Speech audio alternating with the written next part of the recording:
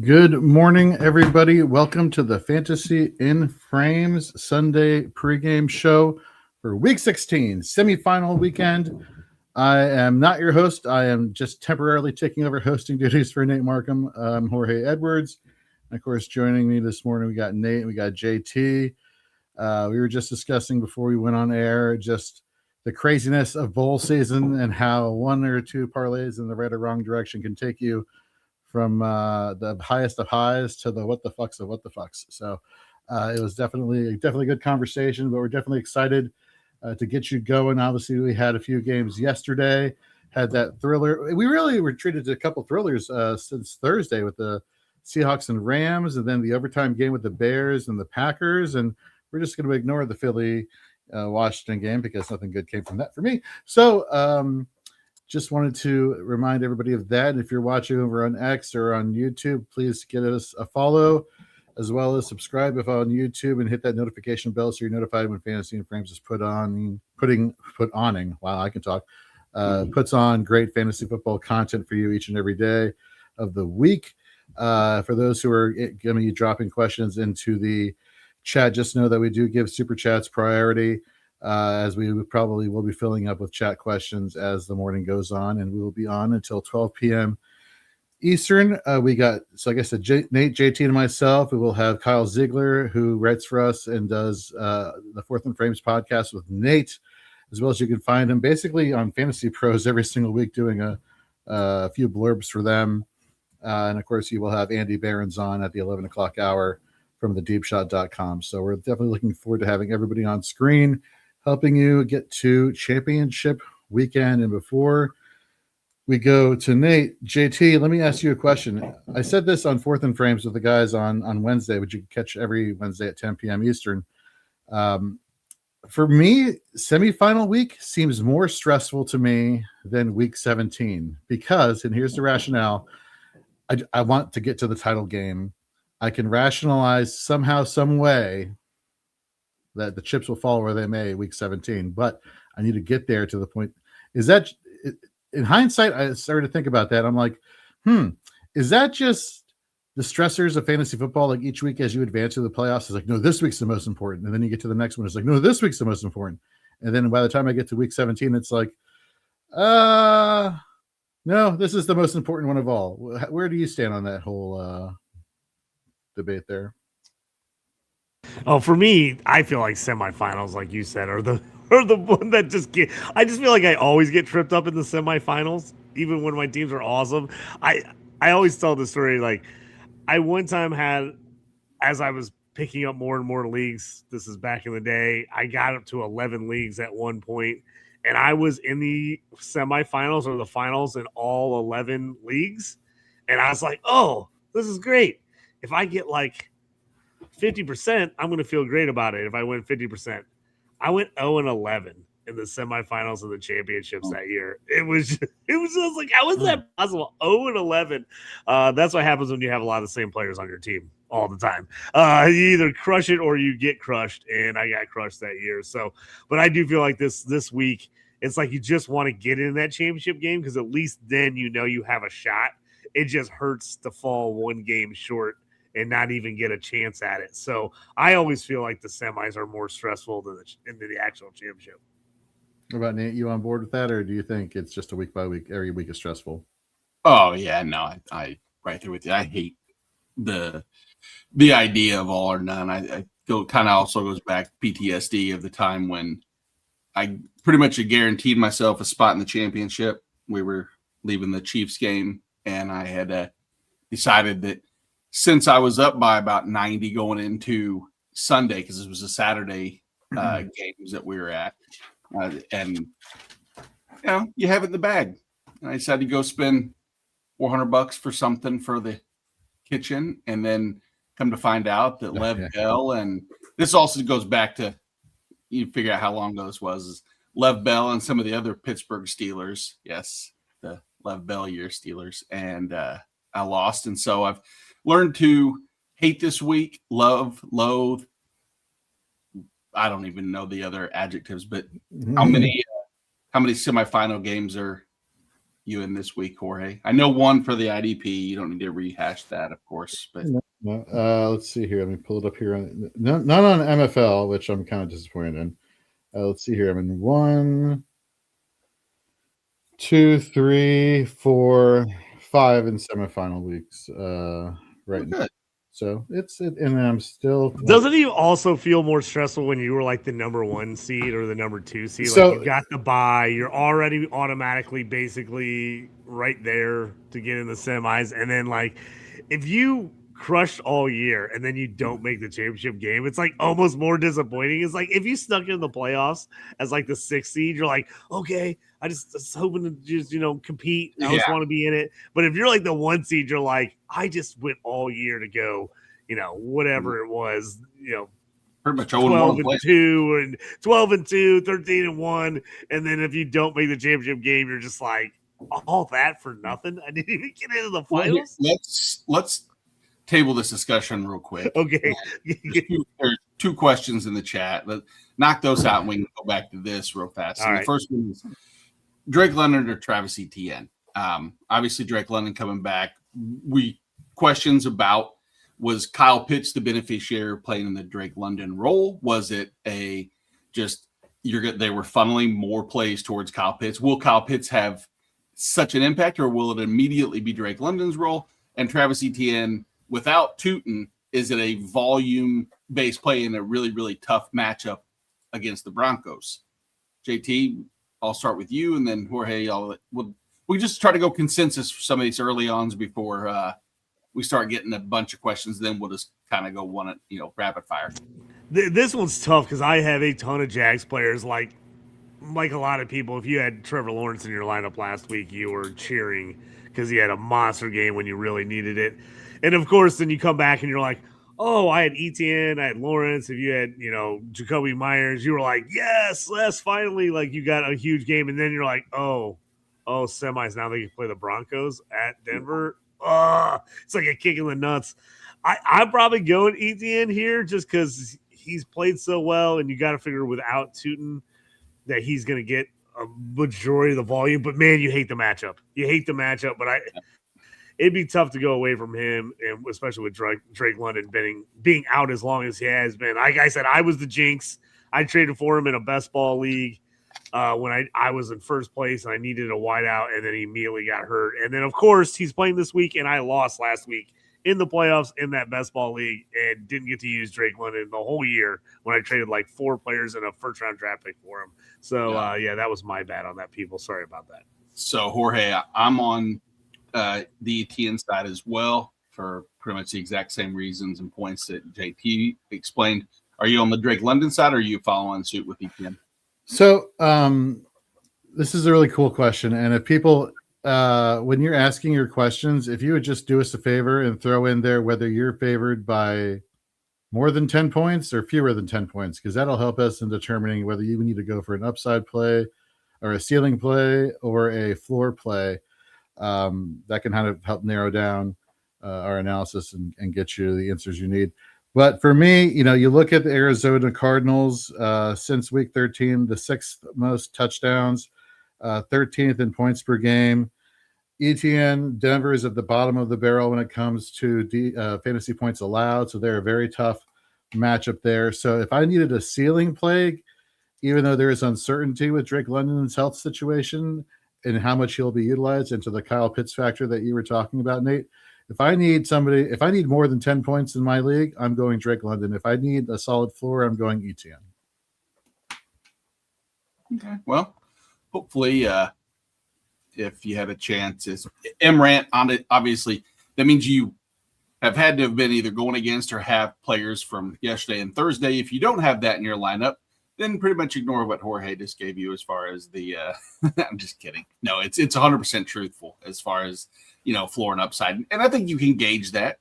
Don't use the projections. Don't use the projections from the site that you're on telling you. It is a good guideline. If you're projected to lose by 60, there's probably a reason. And you should probably look at that reason. And it's most unlikely 60 is a little extreme, but that is true.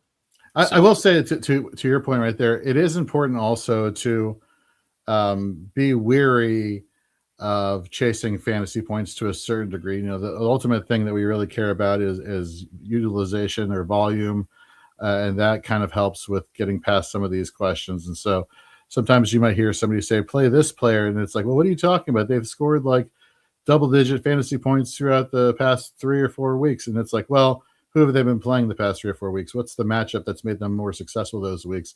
Does that carry over into this week?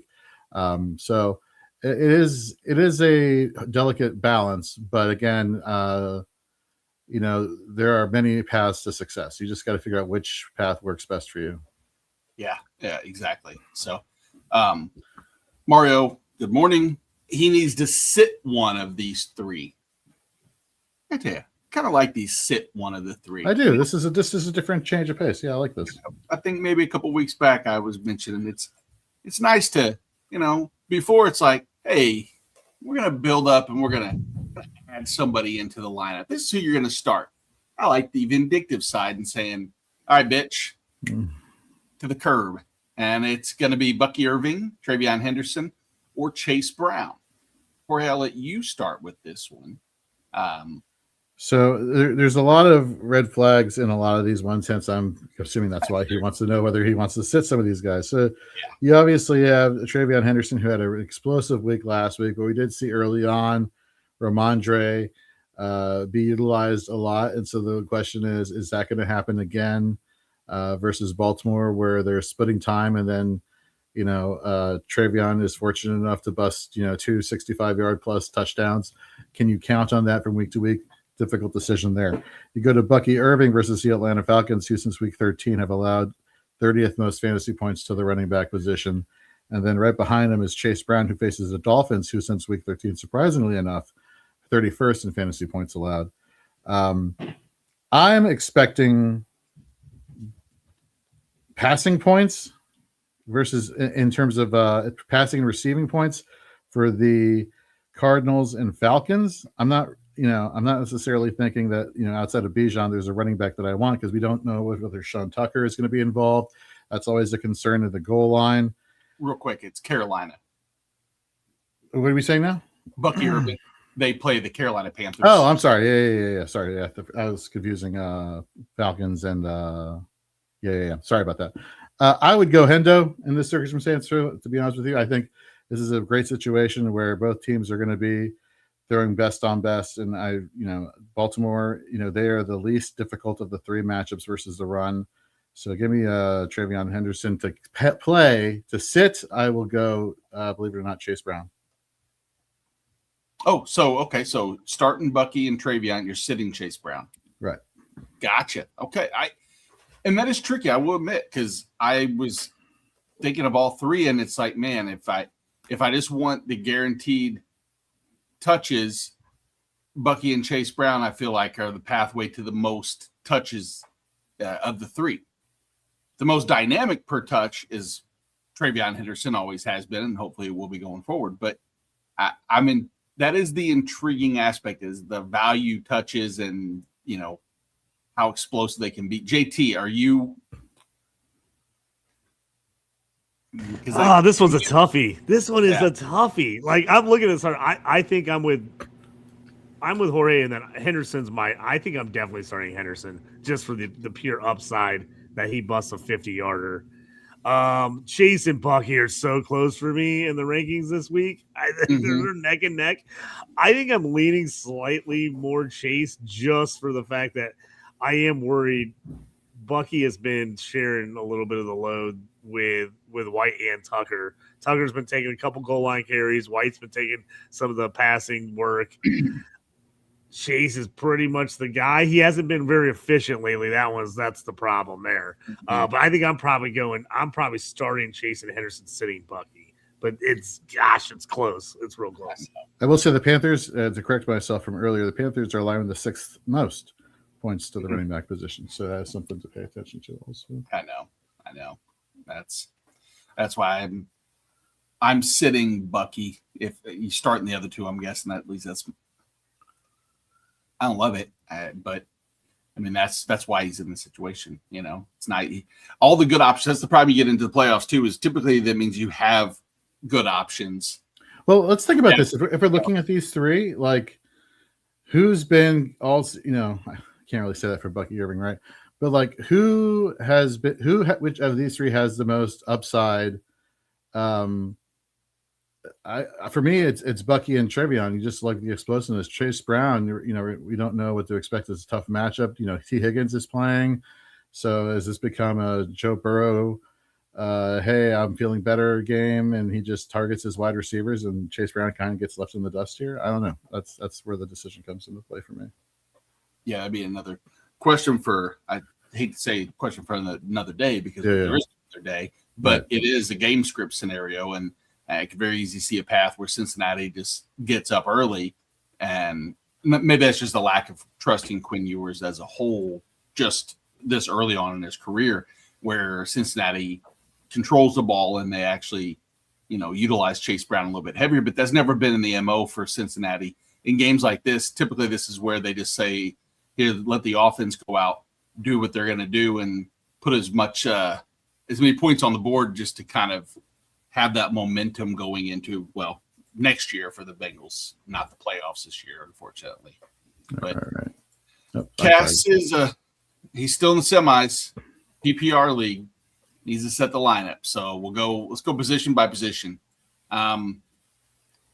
Between Brock Purdy, Joe Burrow, or Baker Mayfield, Cass, I got 3 quarterbacks going into the semis. I guess, you know what, though? If you have the depth and you've got the roster space and they let you, why not? Who cares? Don't listen to me. But Purdy, Burrow, or Baker. We have Purdy at the Colts, Burrow at the Dolphins, and then Baker Mayfield, of course, at Carolina. My rankings go Burrow, Purdy, and then Baker. So, I would go Burrow. JT? Yeah, that one's a really toughie. Monday night, Purdy against the Colts. I don't want to lean into it, but I think you go Burrow. I just hate not to play Joe Burrow if I can, because you just never know when he's just going to go off. You look at the Dolphins, like, what are they doing? I understand at one point. You are in the playoff hunt. You're one game out going into last week. You lose, and all of a sudden you're like, nah, I know we won 5 in a row, but we're going to bench our starting $80 million quarterback or whatever. There's days I don't understand what anything is going on in the NFL. It's where these guys' heads are at. But we can talk about that later. Burrow for me here. I'm going Burrow first. And then Purdy. Baker's just been so inconsistent, man. It's like you want to pull for him in a game where he needs to play big, but it's like, oh, man, it's just been rough this year. I'm probably going Burrow.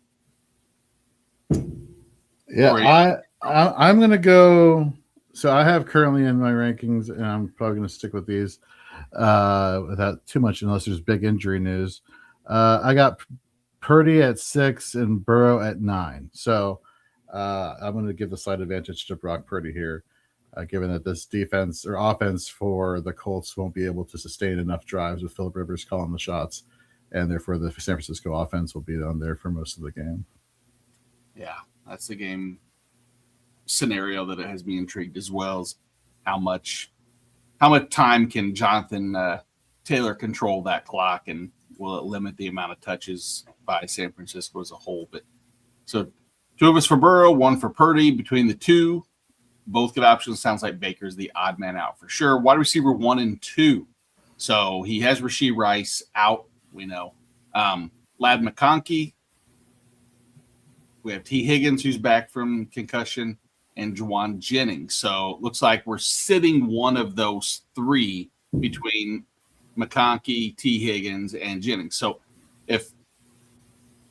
is that and I'm not going to use the word stack because I think that's been overused, but if you're leaning Burrow, do you have Higgins? So JT, you and I are with Burrow.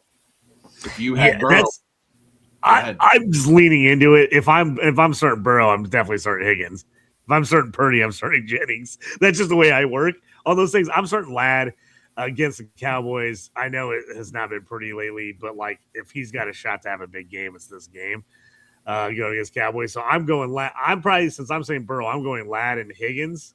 as my 2 wide receivers. If you decide to go Purdy, I would go Jennings over Higgins if I started Purdy.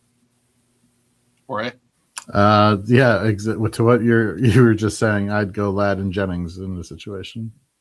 And then now the running back 1 and 2 between James Cook, Tyrone Tracy, Jalen Warren, and then he has Warren and Gainwell. So hard to not start James Cook in any scenario.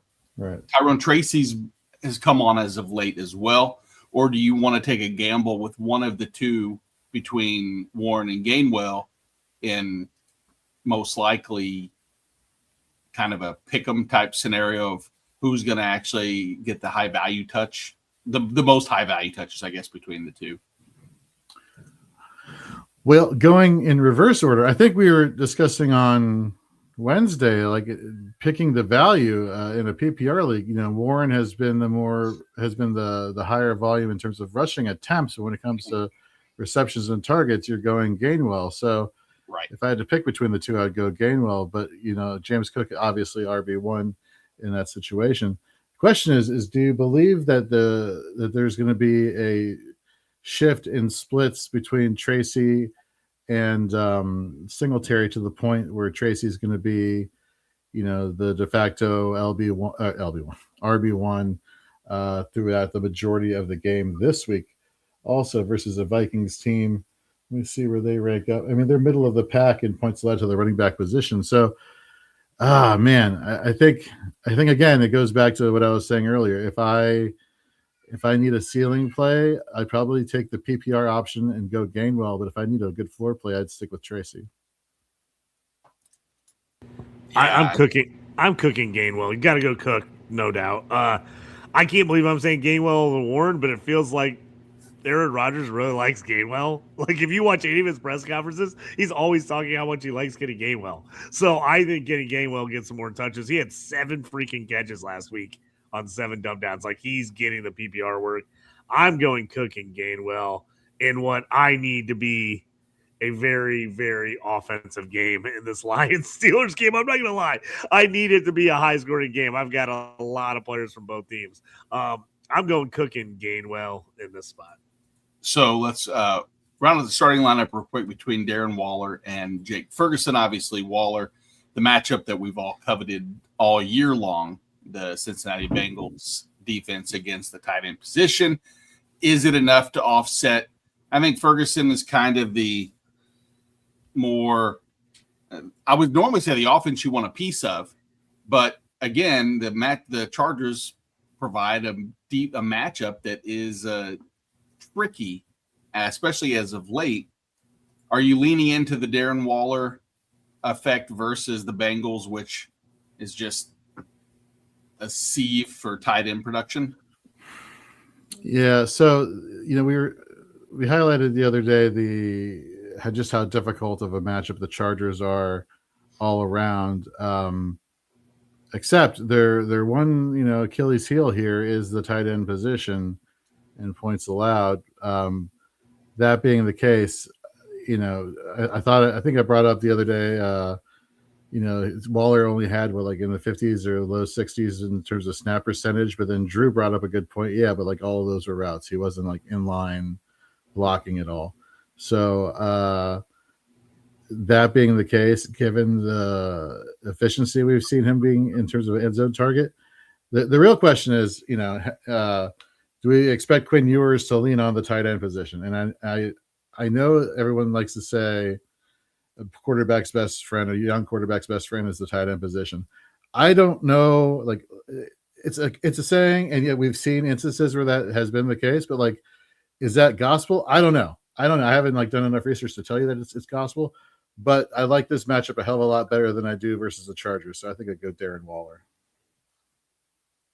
All right, JT. So then we've got the starting lineup there fit. He's got 2 flex spots. Going back to any of the positions leaves you essentially the other option at the wide receiver spot. So if you had Burrow and you were leaning Higgins, now you can put Jennings in your lineup or vice versa. Then the second one would be, is that Tyrone Tracy? Because it sounds like that's the way that opportunity. So for That's probably where I lean. Yeah, I probably lean Jennings and Tracy as the 2 flex spots then. I go that, yeah. Get Ladd, Higgins in my regular lineup, get Jennings in there in my flex. Probably get Tracy over Warren in my flex there, though it's close for me. That Waller. I feel like you got to play Waller against the Bengals, but it's like if it was Tua starting, I'm like Waller, absolutely 100% all day long. I'm so nervous about Quinn Ewers making I have Waddle in so many spots that I'm just like I don't think I can start him. I'm like looking at him like this could be a 0 out of Waddle today. I'm so nervous about that. So that's a toughie for me with the tight ends. Yeah, but I couldn't recommend starting if you're starting Waller to use Ferguson as one of the other flex spots as well. So good luck, Cass. We'll go to Michael has a question from a full PPR. Needs one between Emeka Egbuka, Jaden Higgins, Hollywood Brown, Parker Washington, Chimera DK. I mean, on name recognition alone, I mean, Emeka Egbuka is the answer for 13 weeks of the NFL season. It wouldn't even be a question. But here we are in the playoffs now, and with the return of Mike Evans, we've seen Emeka Egbuka still, maybe not have quite the floor and the ceiling that he had. Maybe he's hitting the rookie wall a little bit. It was some of the production in general, but I think there was a lot of pieces in Tampa that were creating kind of chaos from the offensive line woes and ins and outs all the way down the line. But I mean, I'm still starting Egbuka, just especially considering all the other matchups and scenarios. But is there a case to be made for any of the other ones over Egbuka, Jorge?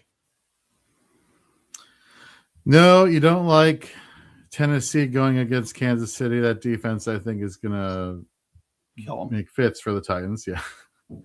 Hollywood Brown, no. He seems more of like somebody who, if there's going to be one target in this game for Gardner Minshew, it's going to be Travis Kelce. And then Jaden Higgins, it really comes to Higgins or Egbuka. And I don't think the passing game is going to be needed as much in this matchup for Houston versus Vegas. So give me Egbuka in this situation. But I don't. Is it wrong to say it's Egbuka, but I don't like it just because of what we've seen in terms of the drop off? I think it's the exact same. I think you got to go Egbuka, even though it has been like a drop off. The only guy I can talk myself into is if your league is pretty decent on return yards. If you can get return yards, a lot of your returns, DK was the guy. And it sounds funny because I know a lot of people probably don't play in leagues that give return yards, but I'm in that they actually give pretty high return yards, and you actually want to play those guys. If you're in that case, then I play DK just in the fact that you can get those return yards, and he's probably got the best floor. But if you're in a league where he doesn't get any return yards at all, then I think you got to go Egbuka. Yeah, I would be right there with you. In fact, and hell, even wow, it's completely like I knew it was going to be a separation. I was like, you know what, Parker Washington has had some huge plays in the return game. He's been nice, but man, ever since they got Jacoby Myers and everybody else kind of get back, it's just like Parker Washington was saving me in a few leagues for a couple of weeks in the middle of the year here, but Jacoby Myers just feels like he's really taken over that role. And so it's just like his targets. I'd have to look at his target share the last couple of weeks, but it's I know it's gone down. Oh no, I was just talking about in the return game. Oh yeah, Parker Washington again. Yes, you're right. Like he is a guy that could get you some nice return yards too if you're in a league with there. Like I was looking at just the actual numbers, and it's not even the same realm when you look by comparison. Like that's just my ignorance of knowing how like Chimera DK has nearly 1,500 return yards on the season. It's that's a crazy very yeah. I've got a league where we're getting pretty high return yards, and he's like one of the leading scorers in the entire league. It's ridiculous. Oh, I can see that. Good morning to you, Glitch. Ben, good morning. Got one that's 50-50. I like 50-50s. I hate 50-50s, just so we all know this. You're 50-50. We're probably all 50-50. But maybe not. Maybe not. We'll see. It's a flex play. Half-point PPR. George Pickens, Breece Hall. And as he says, Chargers is better versus wide receivers than New Orleans is better against the running back position. That is 100% true. And I'm going to tell you this right now. I have no clue at all what George Pickens' role is going to be this week, his utilization, anything else. Because nothing in the advanced metrics or watching the game will tell you the effect that it's going to have in the Dallas locker room or going into that game. Because if you say that there's zero chance that George Pickens could come out and get targeted 11 times and catch 8 balls for 200 yards and 2 touchdowns just because he's been in the doghouse and that's no way that's going to ever happen, completely right. There's 100% chance that the ceiling and floor for George Pickens can 100% be in play. For that reason, sounds like I'm doing the Shark Tank or whatever. For that reason, I'm out on George Pickens and I'm taking Breece Hall. But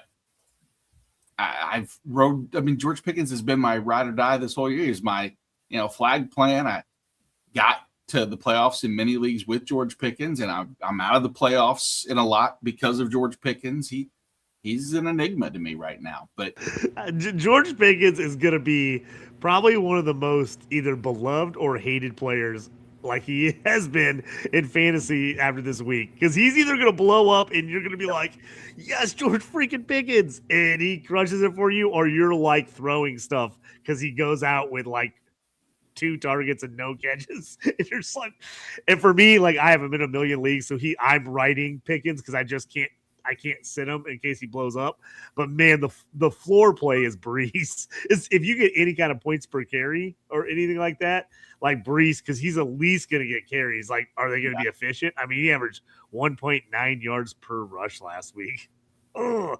I thought he was going to get a ton of dump off passes, and he didn't. So that crushed it last week. I thought that was for sure going to happen. It didn't happen. I'm writing George just because he got me here in so many leagues, but man, I'm going to be freaking sweating it out the entire game on whether he does anything. So for me, it's the boom play is Pickens. The floor play, if you're like, dude, I'm rolling. I had Stafford and Puka. I'm crushing my opponent. Maybe I go the easy route and just go, hey, let me get Breece Hall and see if he can get me 8 to 10 points.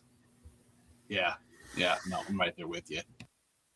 Jorge? Looking at the past 3 weeks, Breece Hall's yards per carry is 2.5. It's brutal. It's absolutely brutal. I can't. That's why it's like last week. I was like, man, I hope he gets a lot of jump off passes, and then they didn't. He had like 2 targets. I was like, oh my god, this is awful. Yeah, I'm with. I think I feel more comfortable with Pickens given this situation. No, and I don't blame you. Like I said, it's going to be a tricky one, because if you've made it this far and you've had Pickens in your lineup, the anxiety each week of watching 0 points, 1 point, going to the betting. He cost me quite a bit in some of the other games. But anyway, we got a lot of questions. We'll start getting through some so that we're not leaving everybody on red, as the kids say, for too long. Is that what they say? I don't know what they say. That's what the kids say.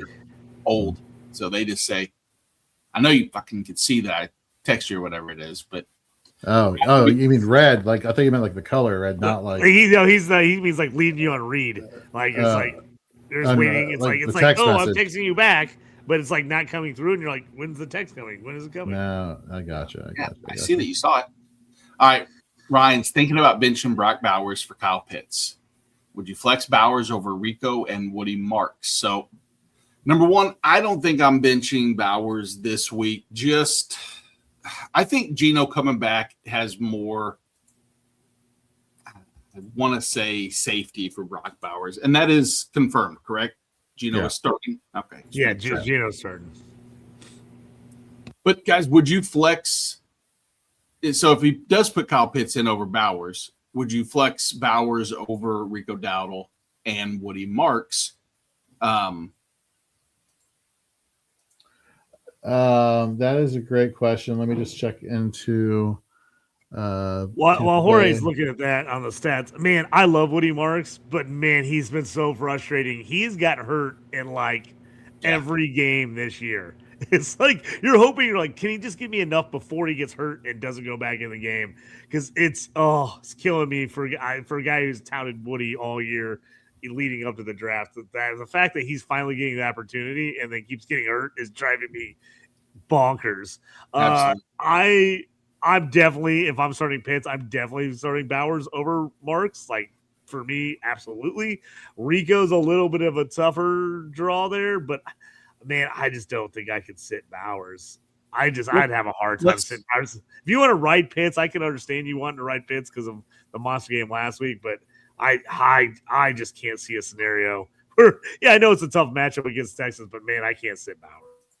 No, and I'm right there too. And I mean, or if you want to flip the script and say you're starting Bowers and feel like quote unquote better about your decision, are you flexing Pitts over Rico Dowdle and Woody Marks? No, I still am.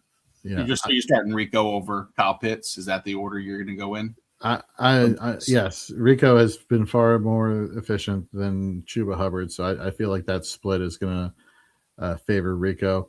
Woody Marks has just a great matchup versus Vegas. Yes, there is the injury situation, but there's injury situations every week for every single player. You can't necessarily play scared unless they're Jaden Daniels and dislocate their elbow and then they're thrown it back into the mix versus whatever. I'm not going to get down that road again, but I would still play Bowers over Pitts. But let me tell you, like however you slice it here, Ryan, these are good matchups. All of these players have it. So it's like trying to pick the lesser of two evils here. I mean, I will say, if you head over to fantasyandframes.com today and you read Rep Manuel's plays and fades, Brock Bowers made the fade list. Why? Go over there and check it out. It's on our homepage. So I would fade Bowers. Or excuse me. I would.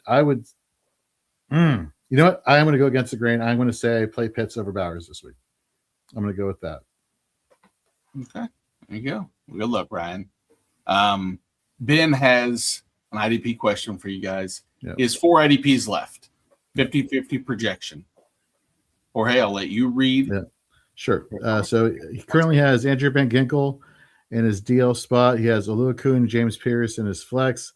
Cal Hamilton at defensive back. I'm loving all these, by the way.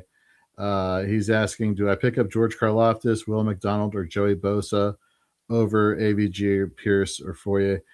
I love Karlaftis in this matchup, but I would not pick him up over or Will McDonald or Joey Bosa over James Pierce and Andrew Van Ginkel. We were talking on Shoot the Gap, or IDP show, Wednesdays at 9 p.m., which, by the way, all of our podcasts that you can check out weekly when we're live streaming will be on Tuesday, obviously Wednesday, Christmas Eve. So Tuesday starting at 9 p.m. Eastern on our YouTube and Twitter channels.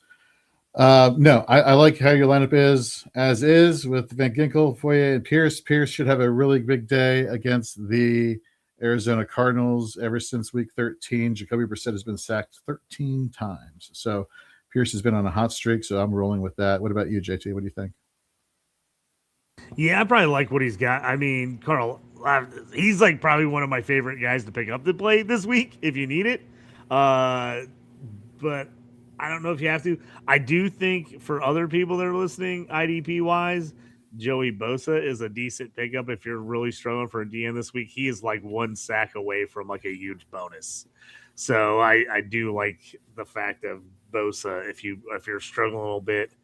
Like I've got like Josh Hines Allen, and I'm thinking in a couple leagues I'm going to pick up Bosa and play him over him this week because I don't love his matchup. So that I do like Bosa and Karlaftis, both of those guys this week, but I think I stick with what he's got right now. But I like both those guys as pickups for most people.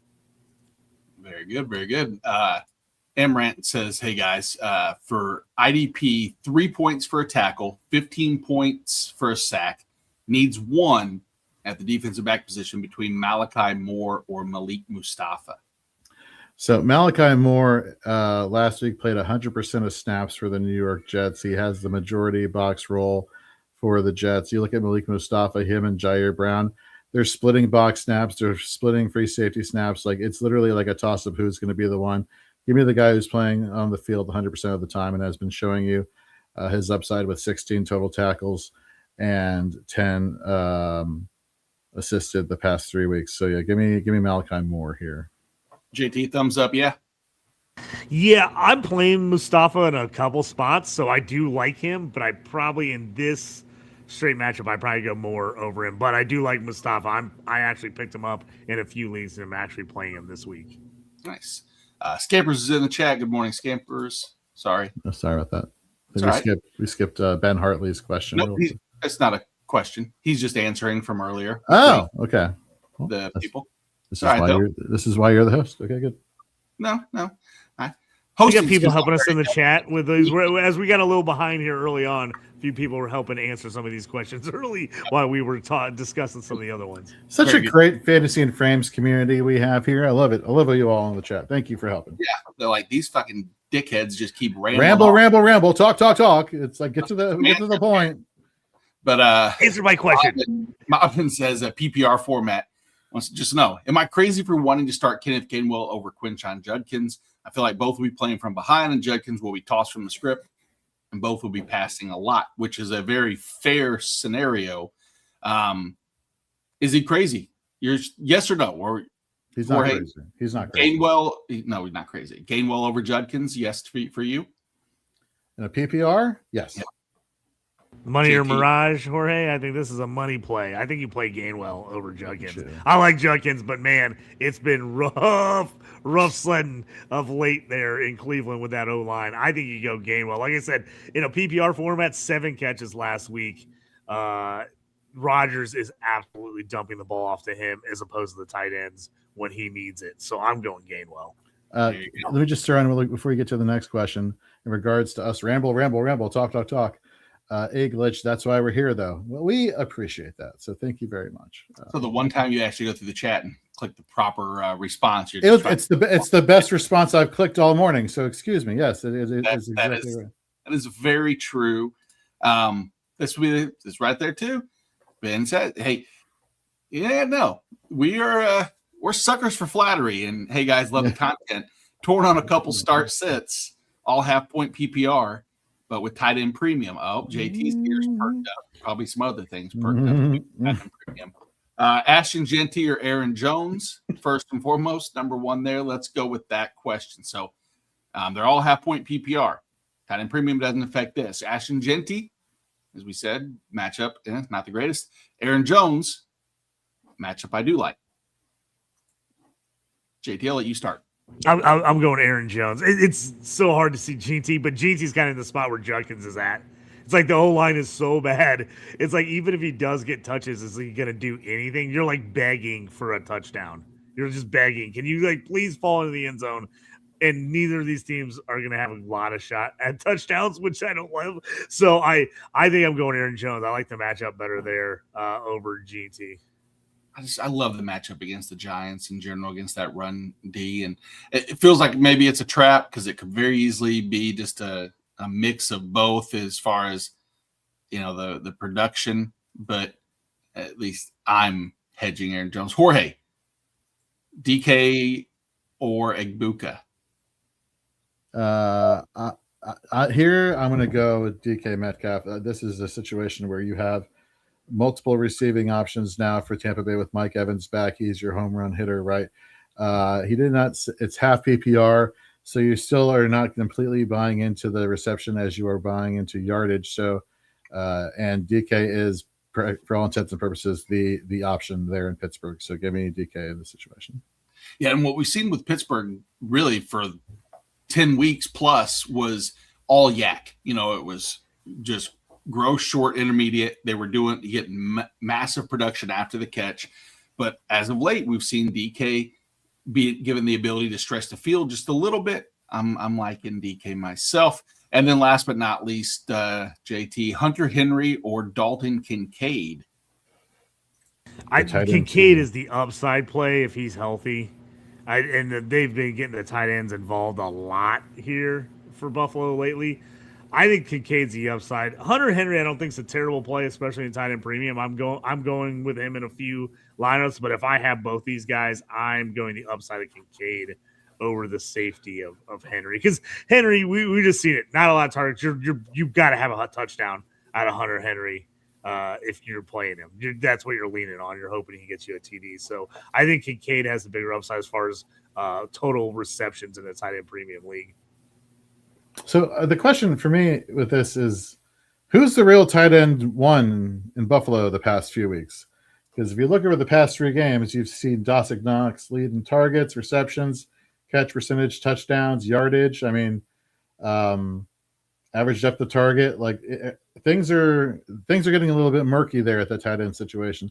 I actually am going to go Hunter Henry here, especially with the tight end premium.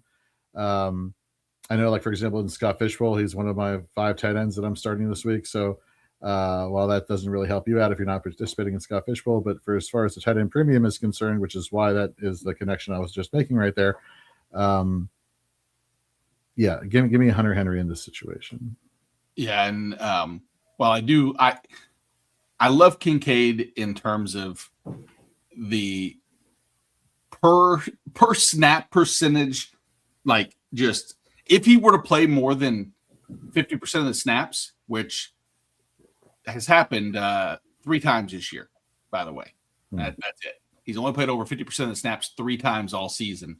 And Hunter Henry's worst or lowest snap percentage, which is like 70% against the Titans back when he kind of got banged up, is higher than any week out of Kincaid. But Dalton Kincaid does more with less. We know that. Maybe there's that caveat where you're trailing or whatnot. And if you're up big and you want to play it safe, go Hunter Henry. And if you're down, you want to go for the huge upside of Dalton Kincaid. That would be my lean as far as how that goes. But here, let's Jorge, pull up the next question there. Question. So Cap for Life says, this is championship game. 2 leagues need help. First question, Fannin or Schultz? I have Stroud. My opponent has Nico. Okay. So I'm not the type of person who kind of gets caught up in the whole, well, if one player is from the same team is on, well, basically what this is kind of suggesting, like my opponent has Stroud, so do I play a Texan and get the points that Stroud is going to get from them? Like, play your best players, is my opinion. Schultz has been playing really well, though that being the case the past few weeks. So, man, I think I would go.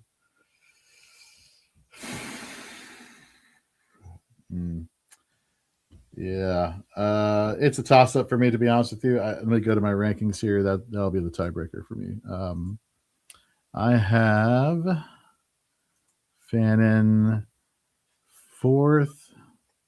Yeah, I'm going Fannin. Yeah. You don't need to go any further. Nope. If you have 4th, which I do as well, it's I have Fannin. JT, are you making it? Man, that's a toughie because like the Stroud the double up with Schultz is enticing. Fannin has 25 targets over the last 2 games. This is hard to ignore. He is getting all the target share in a game that they should be losing. You're guessing the team is going to be playing off, and Fannin's going to have a lot of opportunities. I probably lean upside of Fannin over Schultz, even though that is close for me, the fact that he has Stroud. But Fannin is probably the upside play. Yeah, same here. All right, next question. All right. Sorry, let me scroll back up here. He has another question. Brees or Derrick Henry? I'm going Derrick Henry in this situation. Oh, this yeah. is just, yeah. I'm Henry. Okay. Okay, got it. Flex spot, Juwan Jennings, Gainwell, or Justin Jefferson. I have Jalen Warren as my RB2. Juwan Jennings. This for me is pretty straightforward, which, this is where we've gotten here with Justin Jefferson. So I know. Jefferson, I will admit, was it's easy to say if this happened, then that would have been the result. But he was a couple, 2 pretty significant plays, one called back from a holding penalty and one that just kind of went through his hands from having a top 4 finish last week. And so it's really hard for me. You know, I mean, I love the fact that McCarthy's clicking a little bit as far better than any other option they've had there. I'm going to still lean Justin Jefferson myself, and Jennings is right behind. I mean, I have him basically like 13 and 14 in my rankings, or 14 and 15. So I have Jefferson ahead. JT, you want to do the tiebreaker? No Pearsall. He is out for the Niners. I think you gotta lean Jennings. I can't even believe I'm saying that. But also, JJ, if you look at the stats, like outside of what you said last week, he's only gone over 60 yards one time in the last 7 games. Ugh. Brutal. 5 catches, 61 yards against Chicago is his best game in the last 7 weeks. So I think I go Jennings. Also, the Jalen Warren is my RB2. Me and Jorge have said it a couple times. I think I'm playing Gainwell over. Yeah, switch that around. Switch that away, just to let you know, yeah. Cameron, I'm playing Gainwell over Warren as my RB2. Hey guys, we use the 60 yards. Juwan Jennings has went over the 60-yard threshold one time in the last 12 weeks. Okay, so you're right. You answered, you're like, yeah. So but he's had 6 touchdowns in the last 7 games. Yeah, I'm curious what the end zone targets are like, though. You know, that's my only concern there. And I'm so sorry for this Cap. Poor guy. We had it. Well, we helped him with his flex spot. Like, what the fuck? We helped him with his RB2 spot, switching Gainwell for Jalen Warren. So that was probably the most off the shoot. So, guys, we got a question here over on Twitter. I want to make sure we answer. From Jamie, would you start James Williams, a defensive back, linebacker eligible player from the Tennessee Titans, filling in for Cedric Gray, who is out versus Kansas City, over any of the following? Caden Ellis at Arizona, Drew Tranquil at Tennessee, Dre Greenlaw at Jacksonville, Eric Wilson. Well, I guess it doesn't really matter with Eric Wilson. I would play over Drew Tranquil, especially at my defensive back spot. You know, if that's the case. What about you, JT? Would you take James Williams over Ellis, Tranquil, Greenlaw out of those 3? I think it's real close between him and Tranquil. To be honest with you, if you could play him at DB, then I say yes. If it's playing at linebacker, I might go Tranquil slightly, but I think they're like really close. Okay. Sorry for interrupting. I just want to make sure we get these questions as well. I'm glad you were paying attention to that. That's for sure. And Cap, good luck with your Leagues Man Championship week is upon you. Let us know how you did. We'll be here next week. So yeah, please. So Ben, sorry. Ben says, I can't believe I'm asking this. Must pick 1 running back and 1 tight end, but need 4 total. It's PPR, 2-point tight end premium. So King Henry, Chase Brown, Juwan Jennings, or Harold Fannin. All right, so let's do this first. I'm sorry, I'm getting good. 1 running back. So let's go running back. Derrick Henry, Chase Brown. Or Michael Carter, or Kenneth Gainwell. JT, why don't you start us off here? Okay, I'm going Henry. Yep. Man, Gainwell and Brown are real close. It's 2 PPR tight end. If that's Juwan, that looks like Juwan Johnson, if he spelled it the way I think he did for the Saints. If it's two tight end premium, I'm playing Fannin and Juwan Johnson at 2 tight end premium. I want both of those guys in my lineup for sure. So if I'm going 4 guys, I'm taking Juwan Johnson, I'm taking Fannin, I'm taking King Henry, and then it's real close between Chase Brown and Gainwell for me. I can't even believe I'm saying that. I'm thinking about playing Gainwell over Chase Brown. I love Chase Brown though. Gosh, that's really close for me on the last guy. I'll let you guys make the tiebreaker on that one. I'm probably slightly Brown over Gainwell, but man, it's close for me. Jorge, you want to go ahead and I'm gonna go Gainwell. I think the game script favors Gainwell in terms of Detroit getting out to an early lead, and therefore they're going to have the Steelers, that is, are going to have to pass the ball more versus I just think Miami poses a tougher matchup for the running back position for Cincinnati.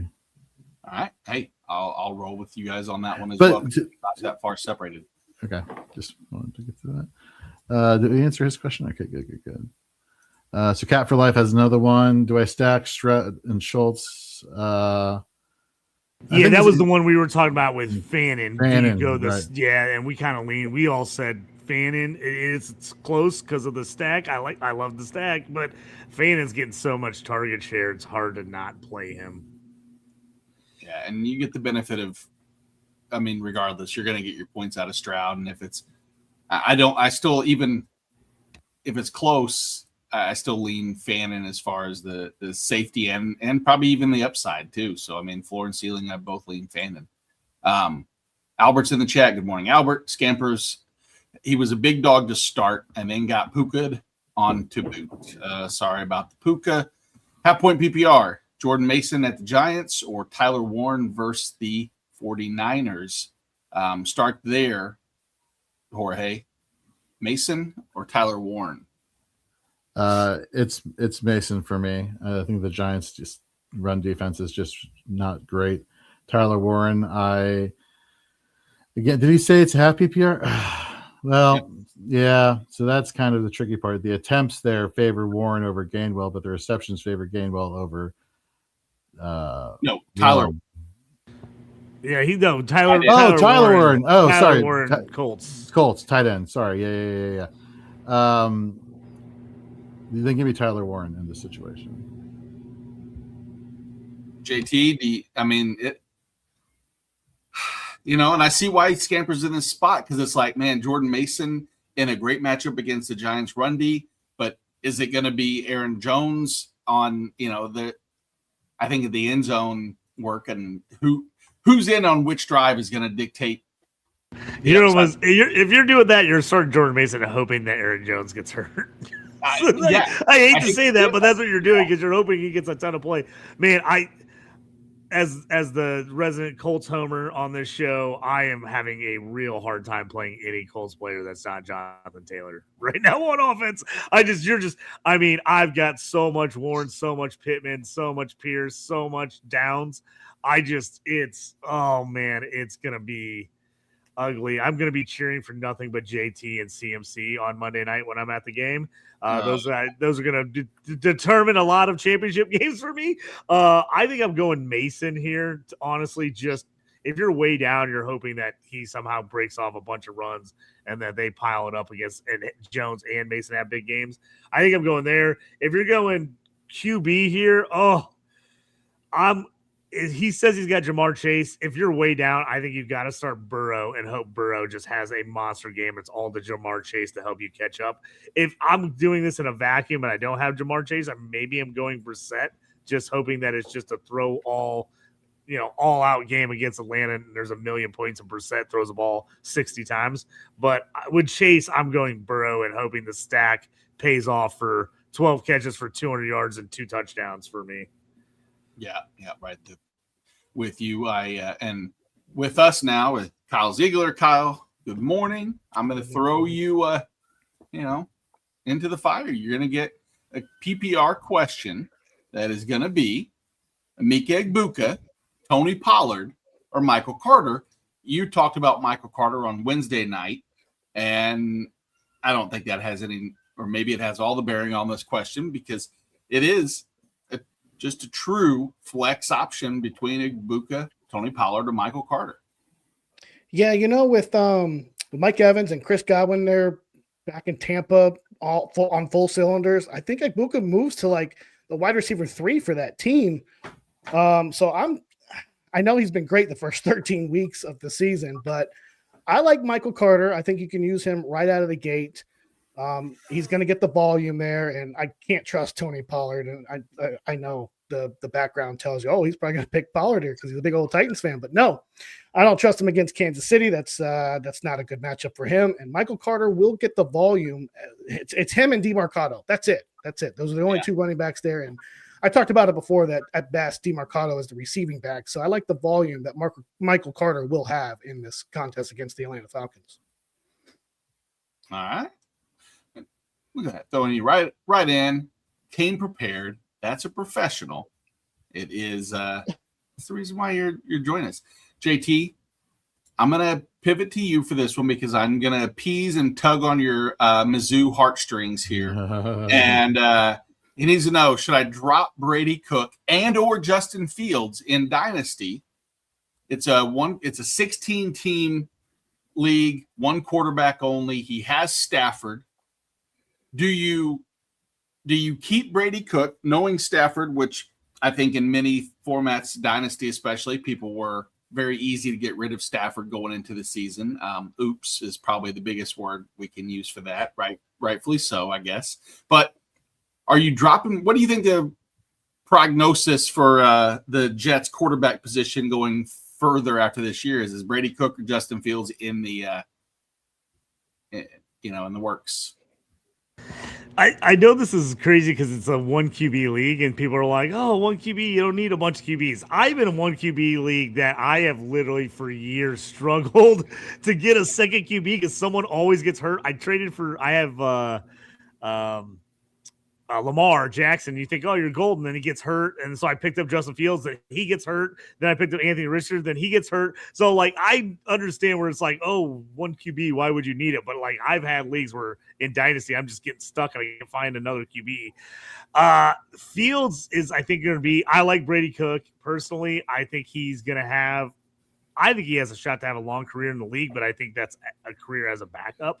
Where I think he can get you some nice spot starts throughout his career. Justin Fields is like, you're holding on to, but it's like this disaster with the Jets this year.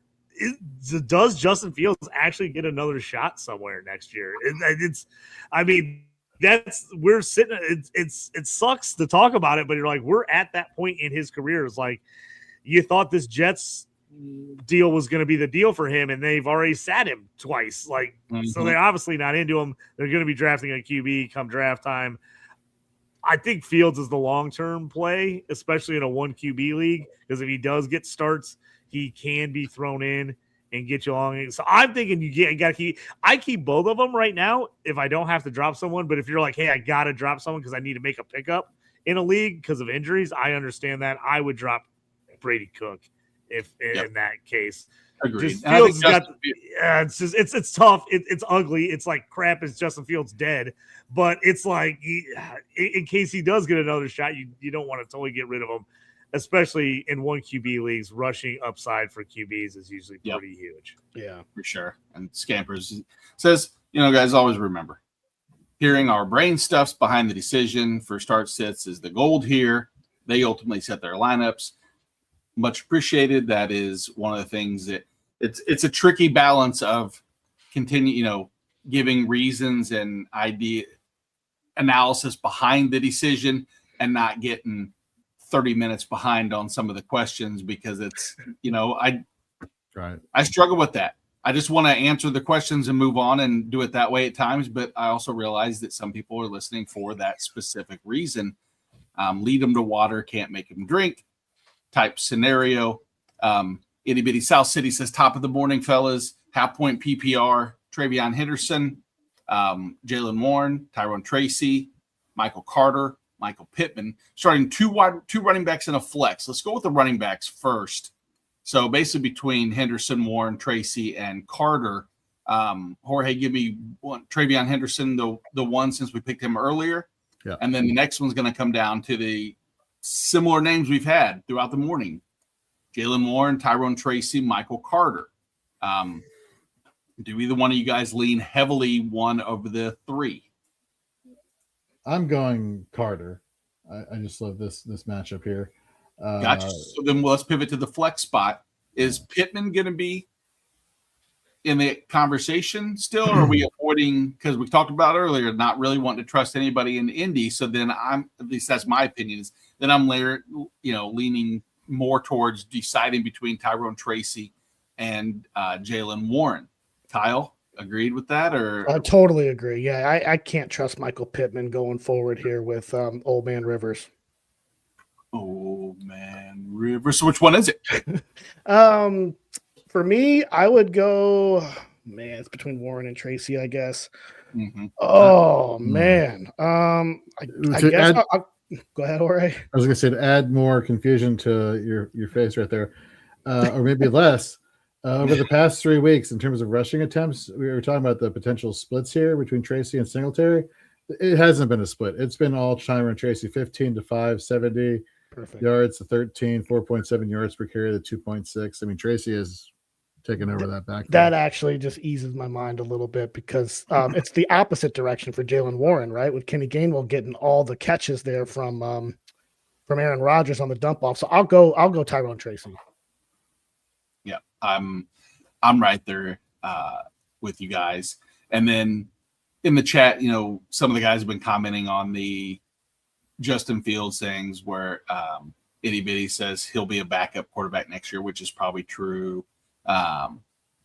Leak says happy semifinal Sunday. What damn game last night. Bear down. Yep, we said all chat. I not one to condone betting. Actually, I am. I'm just trying to play. Come on. Yes, we do. We condone. I'm like, I don't want to spread degeneracy, if that's a word or not, but I'm spreading illiteracy probably right now, but maybe degeneracy at the same time. Yes, it was a huge, Kyle, the overtime forcing last night. We went and there's a drive-through Christmas lights place. We took my stepson, his girlfriend, and we did that, and then went out and had some late dinner last night to sit around, and I was watching on my phone as the Bears took the game to overtime. Jaden Reed needed one more catch for me to cash out on a $1,500 bet for the evening. So yeah, and that was just a little pop pass he caught, right? I didn't see the game. I was watching on my phone. I didn't even watch the game. I just saw Jaden Reed's name come up. Oh yeah. Correct. He's right. The shit out of everybody around me in this place. It was pretty solid. So all right, and then Leaks. Thanks, appreciate that. It's I like to flaunt it. Might as well. Kidding. Michael Wilson, Rico Dowdle, 0.5 point PPR. Oh man, no Mike Wilson. What's gonna happen now with Marvin Harrison? He's playing, right? Marvin Harrison. To everything he says he's a go. Finally, I needed him in a million leagues last week, and he didn't play. And then I needed Luther Burden in a bunch of leagues this week, and then he didn't play. And so now I'm like putting Marvin Harrison back in my lineup for all the Luther Burden that I couldn't play last night. So I was laughing too. And there, real quick as you were doing this, Glitch said, I had Ja'Day Walker anytime TD last night. Wow, huge payout right there. That's big time. Walker, first career touchdown for the Bears, had a monster one last night. So I had to put that one up there. So congrats on that one. Because the first, as soon as he caught it, my girlfriend's like, oh, I was like, that's his first career TD. She's like, oh, that's so nice. And I'm like, I immediately thought, I wish I had an anytime TD for him because that would have been a lot of money. So yeah, that's how our minds have started switching. Jorge, go ahead. Michael Wilson, Rico Dowdle. Yeah, so I would go Rico. And here's a interesting / alarming stat for the Cardinals wide receivers. Looking since week 13, guess if you had to guess how many yards on average the Falcons are allowing to wide receivers, what do you think it would be, Kyle? Falcons wide receiver, or I'm sorry, repeat that question again. So the Falcons defense on average, how many yards to wide receivers you think they're giving? I'm going to say probably around middle of the pack. So I'll go 85. 44. Oh, wow. When that's you go to fantasy, a lot lower than I thought it would be. When you go to fantasy points per game, the Falcons secondary is allowing the 26th most fantasy points per game to the wide receiver position. You know what? Oh my God! Never mind. That was running backs. Okay, that gave me a heart attack for a second. Yeah, I was like, whoa! I was like, oh my God! Lower than I was expecting. I was like, Jorge. Oh my God! I gotta readjust everything. Sorry. No, I was like, woo! Like they've allowed 700 yards. Sip of coffee, all right. It's all these goddamn filters. Thanks a lot, Fantasy Data Suite. No, I'm just kidding. Oh man! Wow. No, they're allowing the fourth most. Never mind. I take it back. I'm going Michael Wilson. Jacoby Brissett is just not going to forget Michael Wilson just because Marvin 85 Bears out here. I was like, man, I thought I'd been paying attention a little better than that. I was like, maybe I haven't. I need to go adjust all my lineups, but no, I'm Michael Wilson too here. I think we've seen Arizona just going to throw the ball. They're just going to throw the ball a ton. They got to. I think Wilson still gets a share, even with Marvin Harrison coming back. Yep. Ben brings up the point. You talked on it earlier with the IDP side as far as needing a sack. Hunter Henry gets $250,000 with 4 receptions today. And there are a number of different players out there who have the incentivized bonuses that may or may not. I don't want to say we're going to use that as a catalyst to tell you to make a decision one way or the other. But if it's close and you know that information is tailing one player over the other, 100%, I believe that there's, as long as he's liked in the clubhouse, something tells me if George Pickens needed, 9 catches this week, he might not have appeased to the good graces in Dallas's locker room that he might get force-fed. But then again, squeaky wheel does get the grease. Nadir wants to know, guys, Harold Fannin, Jamison Williams, Amika Egbuka. I have a hard time not just going with Jamison Williams in most of these scenarios. Pretty much all year I've always said Jamison Williams. Unless it's like a big tight end premium. Like if it's a 2-point tight end premium, you got to go Fannin with the target share. But like with the way Jamison Williams is playing right now, I don't, like you said, Nate, I don't know how you sit him. I don't know how you sit him. You don't. There's no way I can sit him right now. Everything's leaning in his direction. He's not battling as many different receivers for touches. He's in an offense that's most likely going to put up the most points of any of those 3 teams. Everything, all signs lead there. So I blew it about 4 or 5 weeks ago. I got a trade offer of Aaron Jones, Jamison Williams, and Hunter Henry for Rondé Gadsden, and my irrational Rondé Gadsden love got the better of me, and I didn't make the trade. And I was like, what? And I looked back at it. I was going through some of my trade offers. I saw that one on there. I'm like, I didn't take that trade. What am I doing? So stupid. It's a big tight end premium, but still, I was just like, take the blinders off, man. Like, you got take Jamison Williams right before he started breaking out, but still, I'm like, why did I not make that trade? Hindsight's the easiest thing in the world to go. In hindsight, I would have got to Rachel's question sooner. Rachel, hope you're still with us. She is in every Sunday. And which 2?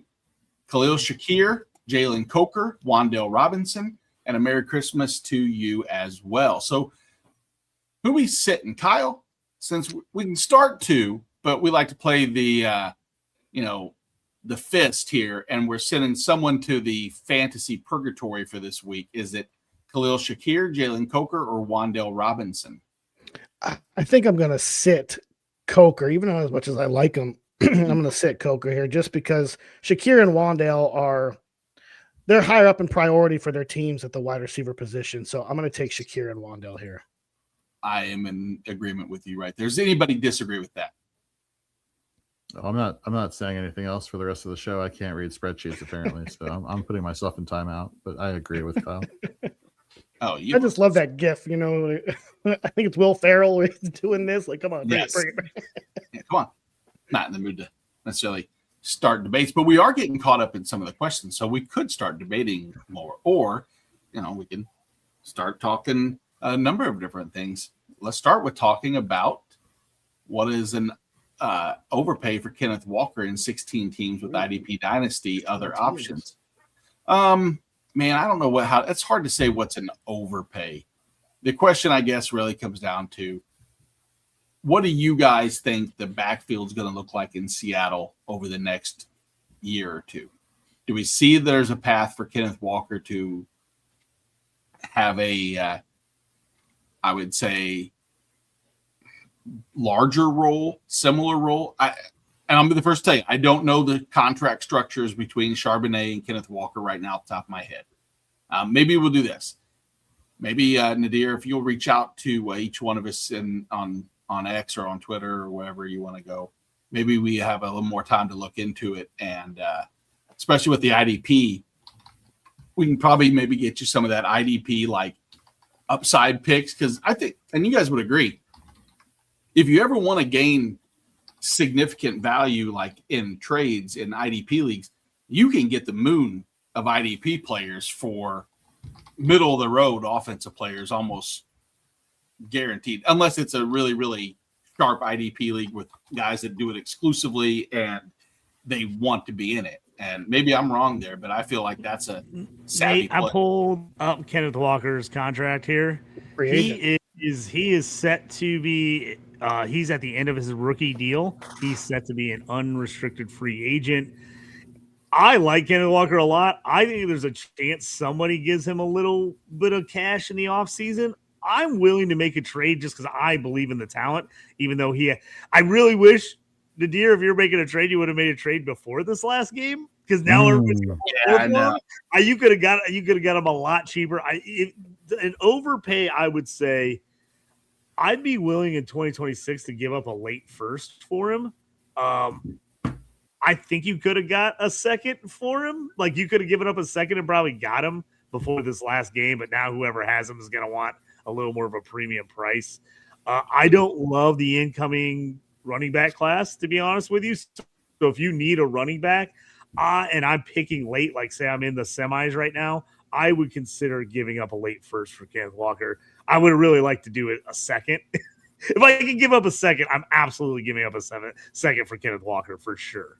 And I say still try the second, and just that's where you try start. The second, and they work you down to first. It's definitely in a 16-team league. If I'm picking like late first round, which would be a mid-second in most leagues, to me, again, I think he's worth a late first for sure in a 16-team league. I will say to Nadir and to anybody else, if there's like a dynasty question that requires us to do a little bit more research than we have time for on air, you can also email us. That's another way to go about it if you're not on Twitter. So, for example, mine is Jorge at fantasyandframes.com. Nate's is Nate at fantasyandframes.com, so on and so forth. Just let us know, and we'll be able to do a little bit more research and get to you promptly. But we apologize if we can't. And if I can, I'll try to get them in the chat. Yep. If I can, I'll try to answer those in the chat. Gotcha. So Ben has a team that's missing Rashee Rice and Devontae Adams. Yep, that's rough. So we're picking 3 here: Tony Pollard, Aaron Jones, Rico Dowdle, David Montgomery. Who are we sitting between those 4 guys? Hey, Dave, good evening, whatever it is there. Midnight, 1 o'clock in the morning? 1:30 a.m. The dedication, folks. Dedication. For the love of the game. The love of the game. I love it. Dave's in Australia, for anybody wondering how it's midnight anywhere. They're like, man, I don't know time zones all that well, but I'm pretty sure it's only like 6 o'clock here in California or whatever the time. Technically, it's Monday. It's Monday morning at 1:30 a.m. So Dave said, all right, well, Dave, what happens in these games then? What's the lotto number? Give us the insight. Yeah, who's going to be the worst out of Tony Pollard, Aaron Jones, Rico Dowdle, and David Montgomery? I like Rico Dowdle. Pollard is efficient. Aaron Jones, I worry about. I do worry about him with his injuries a little bit lingering. Jordan Mason's still there. If I had to pick one, it would be Aaron Jones, just because we don't know what the game's going to look like. So I think Aaron Jones is the one to pull. The others are, look, I don't think they're going to get crazy numbers, but they're a lot more safe than Aaron Jones. Yeah, there's definitely safety. We talked about that earlier. That's like JT was saying, if you're rooting for one of the other running backs in Minnesota, you're hoping for an injury. I'm not hoping for an injury, but I am. If I have that player, I don't care. All things aside, I want to win my fantasy league, not the health of a football player. Get out of here. That's crazy talk. It's all joking. I care about these players. And Nate's karma points went to -5. I 100%. I'm all about safety. Yeah, protocols. I want safety first, right? As we tell the kids, yeah, first. Of course, I'm number one priority. I'm very safe. So if safety first, who's the safest person to sit here, JT? Are you leaning for Aaron Jones me? as well? It depends a little bit on touchdowns, if that means anything to you exclusively. I think you got to play Aaron Jones just for the upside. I think you got to play Dowdle. Monty's got a touchdown in 3 straight games, but he's not getting a lot of touches, where Pollard on the other side is getting touches. He's got 3 touchdowns and over 100 yards in 2 straight games. Mhm. Tough matchup with the Chiefs. I think you got to ride the hot hand of Pollard over Monty, personally. But if it came down to me, the last guy would be between sitting Pollard or Monty. Pollard, just with the way they've been running, and if they want to stay in that game with the Chiefs, like, I think they just got to run the ball as much as possible and hope he busts a few. So I'm probably going Pollard just for the upside, because Monty, you're basically a touchdown. He's not going to get more than 6 or 7 touches, but you're hoping he gets a TD. So I'm leaning Pollard just for volume. Okay, so now that I can read the spreadsheet well, okay, Oh, that's pretty good. yeah. I was going to say there was a big pause between now that I can. No, read. we had an incident Oh, earlier no. where I was reading off running backs when I thought I was reading off wide receivers, and I gave everybody a heart attack. So, I didn't believe him, just so you know. He was rattling stats, and I was like, that's not right. No chance. 13 through 15. I'm looking at the filters. Running back. Okay, so weeks 13 through 15. The Giants have only given up 1 touchdown. If that should give you any concern as far as Aaron Jones over somebody like a Dowdle, Montgomery, or Pollard. I'm with you on JT in terms of staying in this game for Tennessee, and Pollard has recent trends and getting more usage there. So I would sit Jones actually out of the 3. Really? Interesting. Now you said you did weeks 13 and 15. 13 through 15, yeah. So 13. We and don't 15. we don't Yeah. know what Minnesota Vikings we're getting. Are we getting the Minnesota Vikings who got blown out 34-0 by the Seahawks, or are we getting the Vikings who crushed I forget who it was, 34-0 a couple of weeks ago? And then They're such an unpredictable team, so you don't know, if they're going to be running the ball or having to throw, air it out. So and also in points per game during that time, the Vikings and Giants are neck and neck in terms of points allowed to the running back position. So the touchdown upside is a little concerning if we're looking at that, but obviously we don't want to necessarily chase touchdowns per se. I will say for receiving work, the Giants are giving up to the running back position 9.38 yards per carry for target. So a reception rather. So that does help Jones, because we do know he likes to be utilized early. We utilize him in the passing game. But I don't know the matchup, the implications for the NFC South with Dowdle, the recent trends with Pollard, and the good matchup with Montgomery. For some reason, I'm Aaron Jones for me is the odd man out. When you hear the word "the implications," do you automatically think of It's Always Sunny in Philadelphia? Anyone? Just me? I've never watched an episode. What? What? You don't know That the- is the poem? shocking to me, Jorge. That is shocking. My favorite line in there is when he's like, he sees somebody drinking orange juice, and Charlie goes, "Did you see that guy? He's just drinking straight mixer." I find myself saying straight mixer all the time, and people look at me like I'm crazy. Like, what did you just say? I'm And like, Danny oh, look at that DeVito guy. He's goes, drinking "Oh." straight mixer because he's just drinking orange juice People without do that. the alcohol. Have you ever done Sorry, that? this is my favorite line from that show. Cruise. I love it. I had a Diet Coke mixer the other day. Exactly. Yeah, that is. We had a party one time where it was basically all the food was from It's Always Sunny in Philadelphia. And so there was milk steak and rum ham and jelly beans and overhard and a number of all this stuff is going over so many people's heads if they've never seen it. But yes, those are all things. I'm appreciating it laughing, so if that counts, Nate. When we're only done, part I was just going to address Google this. the implications. See, it'll show up for sure. Oh, on 100% I YouTube. will. Yeah, Yeah. exactly. But It'll make sense later. couple shout outs. Anybody, thanks, fellas. Enjoy your Sunday. You too, man. Glitch, as you mentioned, had the anytime touchdown. Ryan says, hey, all lineup is all set. Down big against Puka and Hurts. But I want to say a huge thank you for all the tips. Please tell Jonathan hello and happy holidays to all. We will. Good luck, congratulations, or I'm sorry, condolences, because you're down all the feelings, all the feelings, all the feelings. And hell, you know what? I'm already out there. I hope whoever you're playing against, all their players get hurt today. And lump of coal. Yeah. No. Coop has start one. It's a half-point PPR tight end premium, one wide receiver, half point for running back. So half-point tight end premium. Darren Waller, Ashton Genty, Woody Marks, Stephon Diggs. Now, JT, I know typically if you're in a tight end premium, your first and foremost is to look at how much of a gain does Darren Waller's half a point put him over the other three? This is where I'm going to lean back to what I said earlier in the show. If Tua's playing today, I am hammering Waller all day today.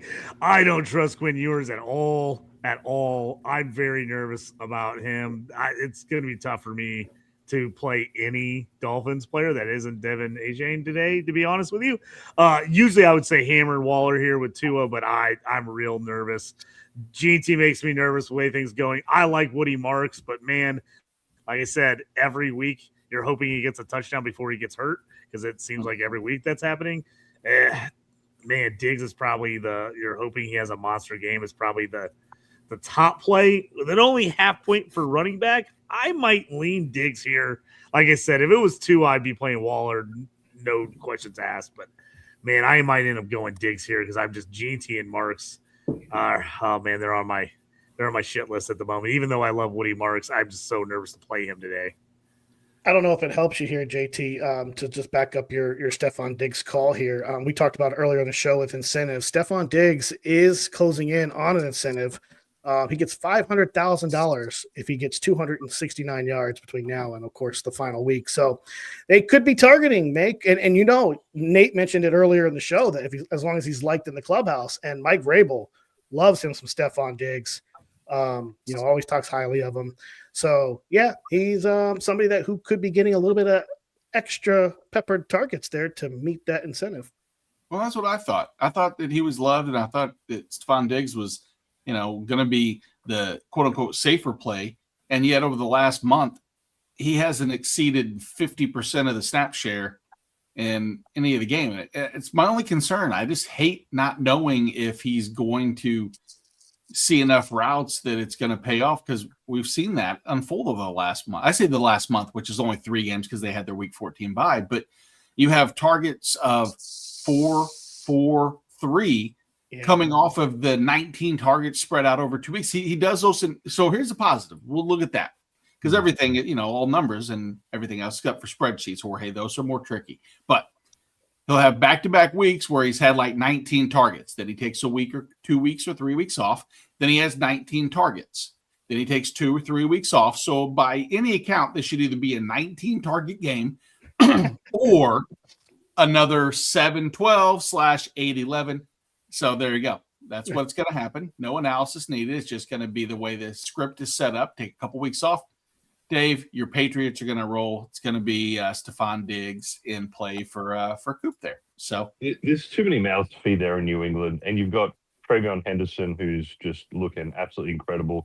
They're playing him out of the backfield as well. I don't trust Diggs. I mean, as you said, the snap share, I understand he's got to get the incentive. I don't think that's enough. Right now, the Patriots are worried about, trying to get the number 1 spot overall. They don't care about Diggs' bonus.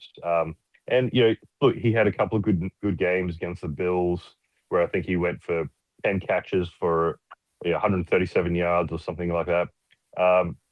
But he's just too unreliable. Waller is a red zone threat. That's the one thing I love about Waller. When they have 20 yards to go, they are looking for him, and he's catching those passes. His efficiency is great. For 1.5 points, tight end premium, give me Waller all day long. I can understand it. The 1.5 point premium definitely sways. And the matchup, as we've said earlier, is just phenomenal. Cincinnati is the they have been the easiest matchup to just go ahead and bang, and they'll never let you down unless you're the Baltimore Ravens. Yeah, unless you played Isaiah Likely last week and got burned in a bunch of leagues like I did. I had a person ask if they were crazy for starting both Likely and Mark Andrews, and I said, not in the least. That, to me, I was like, that is super savvy. You know what? I'm going to tell you, I'm going to make some bets this week, and I'm going to put my money where my mouth is, and I'm going to lose probably $40-$50 on those two pieces of shit. Sorry, Mark Andrews, Isaiah Likely. Yeah, that was a rough one last week. That burned me in quite a few leagues. Needless to say, I'm not in the action anymore in those leagues. I got knocked out. Well, you know who is still in it? Your boy. And he needs to choose between Tyrone Tracy, Zay Flowers, Michael Carter. Kyle, you only have to choose one of these. If it is full point PPR, Tyrone Tracy, Zay Flowers, Michael Carter. For me, pretty easily, it's Michael Carter. It's a volume play for me. You know, we talked about it earlier. He's the running back of the show now for Arizona. I don't trust Zay Flowers in that matchup. And Tyrone Tracy is, although Nate, or not Nate, Jorge pointed it out with Tyrone Tracy's usage as of late, I'm still going to go with Michael Carter in this one. So that would be, I would be down between Carter and Tyrone Tracy. Jorge, from what you were talking about earlier, does that push you in the direction of Tyrone Tracy, or you still think Michael Carter for yourself? Let me pull up his numbers really quickly. So I do like Tyrone Tracy. Obviously, we talked about the reasons why earlier, but he's not getting utilized really a lot in the receiving game. So again, the PPR aspect, I would go Michael Carter, as you've seen both him as a rusher and receiving running back option. There you go. They do play the hot hand with Devin Singletary and Tyrone Tracy, so you never know who's going to be the one. I think they start the game seeing who's the hot hand, and depending on who it is, they lean that direction. So I just can't trust Tyrone Tracy. You know, he was great last week, obviously, but is he going to do that every week? Probably not. No, I agree, and I see the writing on the wall with Devin Singletary. That Singletary. Well, get his name right. His name has helped me make it to the Kings Classic semifinals, and I will tell you, I am not starting him this week, just so you know. And that in the 14-team 3-flex league. So I think that answers the Devin Singletary and Tyrone Tracy. So Michael Carter, it is. Guys, I do have a question about this because there's a few leagues where I have some of the Chargers wide receiver room. And Josh wants to know, what do you make of the Chargers wide receivers this week?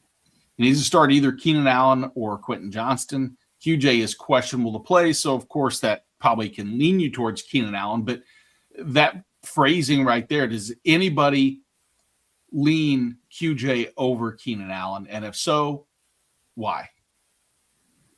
No? I'm starting Keenan over QJ, but I got to be honest, the Chargers are not looking like they did the first 3-4 weeks. You know, they eked out that win over the Chiefs last week, and I don't know, they got a little bit lucky against the Eagles. They're not looking great. You know, I have to start Keenan in a couple of leagues. I'm not excited about it, but if you have to, I'd go Keenan over QJ just because they use him more as a slot receiver, and in the red zone they always look for him. But QJ is great for a big play. You just can't rely on that. If there's going to be a bounce back week for the Chargers, this is the week against the Dallas Cowboys, in my opinion. But I'm going to back you up there, Dave. I'm going to go Keenan Allen as well over QJ here. Likewise, Scamper says it's dark, Dave, which is true. Sorry, guys. I'm 1:30 in the morning. I'm outside. Over under, how many of the world's most deadly animals are within 100 yards of you right now? Dude, I'm not even kidding. I'm genuinely worried about a brown snake being around me. Like that's my worry. A brown snake? Actually, a brown snake. So it's the second deadliest snake in the world, and they're everywhere in Australia. So not even kidding. I actually did a scan before I sat down just to make sure there's not one sitting around me. Mm. That was kind of macabre that I brought that up. I was going to say, well, we don't need Dave going down on air here. Like, so look, guys, 911 on standby. So it is 911 in Australia as well. Triple O. Oh, Triple okay. A. However, because 911 is seen in all the movies, they actually made 911 automatically redirect to Triple O. Oh, very How smart. about that? Very smart of the Yeah. country. I like that. Yeah. Dave, have you seen a tarantula yet? They're pretty popular. They're out pretty massive, right? Aren't like there's like they're really big spiders that like have Yeah. like You don't see them just walking around. What you do see is redbacks, though, little redback spiders. there. Mhm. So Okay. those ones, I think we brought up a little while ago, but if they bite you, you've got about like 2 to 3 hours to get to the hospital. oh my But, god. you know, Good they're Lord. yeah, but you got some time. You have some time, so you don't have to like. So you can make a sandwich and then go to the hospital. That's good. You should 'Cause be that's okay. important. Yeah, yeah. Take Well, the let's get sandwich that with you. seriously. How long do you have to if a brown snake bites you? There Are you go. pretty much dead? Similar thing. You've got a couple of hours, so I wouldn't wait too long. But Mm. it's not like a black mamba where you've got moments. You know, brown snake you got a couple of hours, but you see some big ones, and they'll actually eat small pets. So Oh my yeah, god. gotta be very careful. Okay. Well, thanks for scaring me for ever going to Australia now and bringing my dog with me because that's not happening.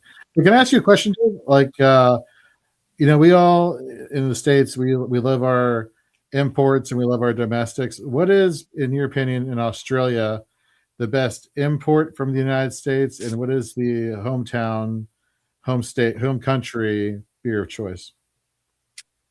Well, I love living in America. I mean, I live in America for a reason. So, I could live here. It's it's a great place. It really is a land of opportunity, in my opinion. So, yeah.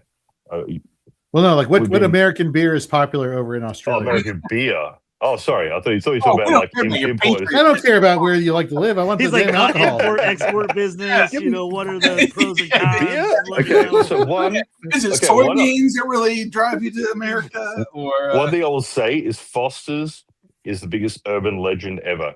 No one, if you come to Australia and ask for Foster's, they know you're a tourist who watched Crocodile Dundee. 100%. Like you cannot. I think maybe if you go to, we call them bottle shops, they're not liquor stores. If you go to a bottle shop and ask for a Foster's, there might be one in the back corner with dust on it, but no one drinks Foster. So, beer wise, it's got a little bit more. So it's more by state. That's the thing. So I'm in Queensland. We drink 4X, right? You go to New I was South going to say Wales. 4X was what all I drank when I was in Australia was 4X. Were you in Brisbane and the Gold Coast? Or Yes. Cairns? Yeah, there you Brisbane go. on the Gulf Coast. Yeah. There you go. Yeah. So I'm in Brisbane right now. So you drink the state's beer. So if you're in New South Wales, you drink Tooheys. You go to Melbourne, Victoria, you drink VB, or as we like to call it in Queensland, very bad. It's Victoria Bitter is what it stands for. Beer. So every state has their beer. So there's not really one Australian beer per se, But I don't know. I got to be honest. Like the States has gotten way too crafty with their IPAs and what have I you. hate IPAs. That's just my. It's too much craft beer. It's too much craft beer. I don't know. And I'll drink Bud Light. You understand I Yeah. do own I like Guinness. crap That's brewery, fine. right? You guys are just dumping I'm on me not- right now, my crap brewery. I'm not aware of this, but it's just got a little bit too saturated, a little bit. But so there's still some good ones. As JT is now rooting for the brown snake to come up, it is now Team Dave 3, brown snake 1. Real quick before we get to that one, Scampers also wants to allude to earlier where I was saying it is safety first, then teamwork, and then having fun, I believe, is probably a distant third. We just want everybody to have a good time, really play with their, heart on their sleeve, as they say. But your boy also Darren Waller or Tyler Warren. He has Jonathan Taylor playing. So does that lean into your pivot from Tyler Warren to Darren Waller, having two pieces of that Colts offense? Because I agree with JT. I only want Jonathan Taylor. I'm rooting against Jonathan Taylor. Sorry, but I do have a big game against him, and I expect about 150 yards and probably a touchdown or two out of him. So I'm hoping for only about 90 and a touchdown, which is a crazy pivot, if you will. But Waller or Tyler Warren? Give me Waller, man. I mean, how many games has Waller played for the Dolphins this year? 5, and I think he's got 7 touchdowns. That's a pretty good, pretty good ratio. I'm very high on him. Yeah, I think he's a fantastic red zone threat, and even in the middle of the field, they were working him, really good last week. So I think he has a big game. Yeah, 3 of his 7 games that he's played, some limited snaps. Of course, he's been a top 5 finisher. So the upside's there. Touchdown dependent, I would say, for sure.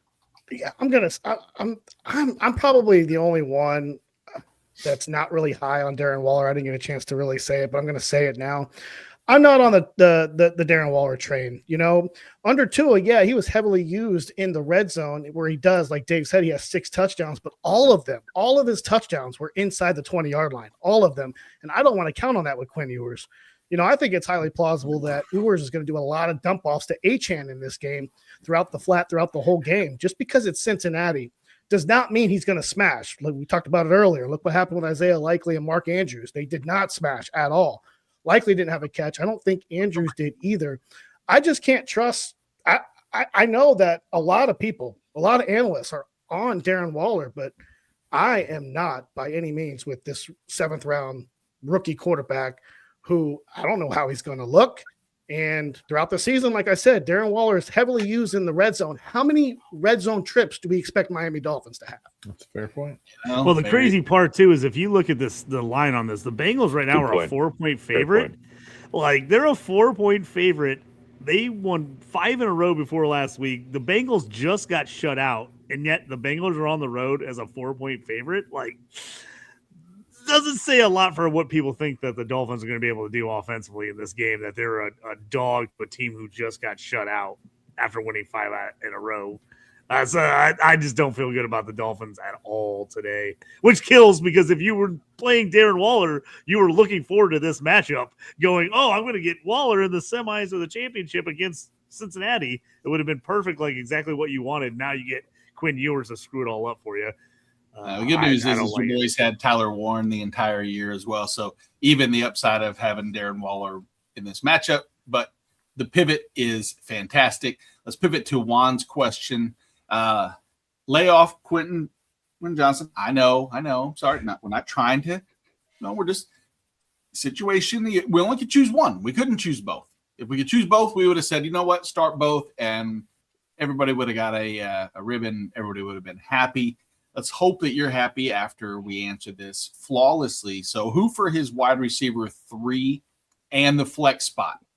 So the flex options would be Michael Carter, Travion Henderson, and everybody really for the flex, I guess. I don't know why I stopped like that. So let's go with the wide receiver between Jordan Addison, Adonai Mitchell, Ricky Pearsall, Hollywood Brown, Jalen Coker, Chimere Dike, and Naylor, Darius Slayton. Pearsall's out, right? And that will be he is out. Yeah, I read that Pearsall is expected to not play on Monday. So then really probably, and let's assume for all sake, it's not a kickoff return yard scenario where we can include Chimere Dike, or maybe you still will, but I believe it's probably between Jordan Addison, Adonai Mitchell, maybe the Jalen Coker hype. Anybody? Give me Adonai Mitchell. He's been great the last couple of weeks. So, he's technically working as the wide receiver 1, right? Pretty sure he's the X. Yeah, so he is. With Wilson out. Yeah, he scored last week. I think he got about 80, 90 yards. I mean, he's looking good. If you're looking for a wide receiver 3, that's a good hit. So, give me Adonai Mitchell for your wide receiver 3. I love it. And, I mean, Travion Henderson, the given. It's funny. I guess it's not funny. Like, Addison last week was scaring the crap out of me because I had him in a couple of leagues, and it wasn't for that deep reception that could have gone for a touchdown that saved my day there. But Kyle, you and Colby Conway were on the waiver wire show on Monday, and one of the things that Colby Conway was talking about was the fact that the Saints run a lot of single high, and that Adonai Mitchell thrives in against single high coverage, and so I think I'm right there with Dave with Adonai Mitchell and then Trevion.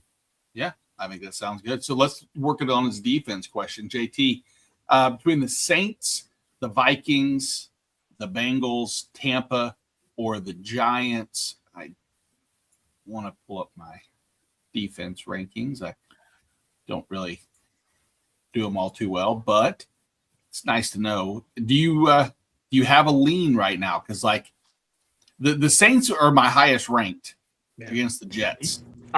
That's what I was going to say. Saints are the highest ranked there. I picked up the Saints in quite a few leagues to play this week, actually, on leagues that defense actually really matters, because I'm in some leagues where defense doesn't score any, so it doesn't matter. But I think the Saints are the way to go against the Jets. The defense has been playing pretty well. No knock on my guy, Brady Cook, but they gave up a lot of sacks. Things have not been great for the offense for the Jets. I think the Saints are the best play if you are like a high turnover takeaway team where you get a bunch of points for that kind of stuff. My next pick would be the Vikings, because there is a chance that they could get a lot of takeaways in a pretty interesting game against the Giants. So I go Saints 1, Vikings 2 for me. Yep. Yeah, I'm right there with you. You look at the Saints, or Brady Cook last week had the highest pressure to sack percentage, but by a wide margin compared to other quarterbacks. So yeah, I'm with you right there with the Saints and Vikings. And Dave, just fantasy's illegal in Australia, so you got to do it under the cover of darkness, all clandestine, and like, which is good. That's keep it. We don't want you to get in trouble. I realized it going out on a limb, you're facing adversity not only in the put a shawl over it. No, you need the aluminium foil to cover your head from the satellites and all the different, all that jazz. You think they're? No, it's actually gotten quite popular, to be honest. Aluminum hats. Australia. And no, they're actually playing a game in Australia next year. I don't know if you know that. Yeah, I'm actually in quite a few leagues with a bunch of Australian guys. So actually, this is kind of interesting. I'm in a couple hockey leagues with quite a few Australian guys. So actually, fantasy hockey is fairly getting popular there in Australia. And then we've got a connection at Illinois here, right next to me. We've gotten like 4 straight Australian punters on the football team for University of Illinois. So they've got a little Australian connection there. And it was funny because one of the guys in one of my hockey leagues was like, "Oh, do you know that guy?" I'm like, "Yeah, he's the punter for Illinois." He goes, "Oh yeah, he's from my hometown. Like, we're friends." I'm like, so like random that like it was kind of a weird coincidence. So you got like I don't know if he's still with the Niners, Wichkowski, I think he is. He's a punter there. Brad Wing was an Australian punter. Dickerson with the Seahawks, he's an Australian punter. A lot of them do because they're AFL players that have got pretty good legs, so they usually get the old punters. What do you think of that? All right, Trey says, "Good morning, gents. Let's hop on that ship. It's full point PPR. Start 2 between Quinshon Judkins, Amarian Hampton, Tyrone Tracy, Aaron Jones, Michael Carter." Jorge, give me one there between the 5 names just mentioned. I am going to go sticking with Michael Carter this week. Okay. I think Michael Carter is probably the consensus, it sounds like, from some of the previous questions. So then the number 2, JT, leaning Aaron Jones in that plus matchup. I'm playing Jones in quite a few spots. It'd be hard for me not to play Amarian Hampton. I would really hate to. I just think him and Vidal are splitting that field. That's the thing. You don't know. Vidal's too good to not play. Vidal's going to get 10 to 15 carries and 3 or 4 targets. That's the only thing. I'm not taking away from Hampton's ability, but he's not a 3-down back. He's a 1A, 1B, however you want to split it, with Vidal. So you're relying on him having an efficient game. Sorry. That is definitely my concern, is split workload, and he was so much better last week against the Chiefs than Kamani Vidal was. But is that an indicator that they're going to give Hampton more work? I don't know that answer. And But so was Vidal. What was Vidal's stats last week? So It's like under Do we have 3 it? area, I believe. So if you look at the Okay. past 3 Right. weeks, they've been pretty, like you said, to what your point, the splits here. Hampton to 28, Vidal 26.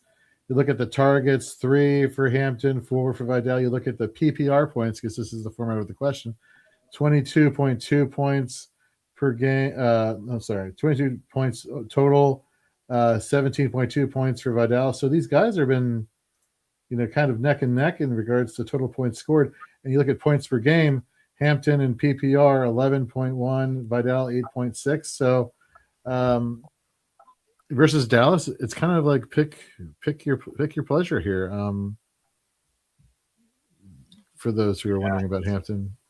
I think all those guys are tough because they're going to be splitting some carries. I'm going with Hampton just so I feel like that's the highest upside game as far as offense is concerned. So I'm going Hampton.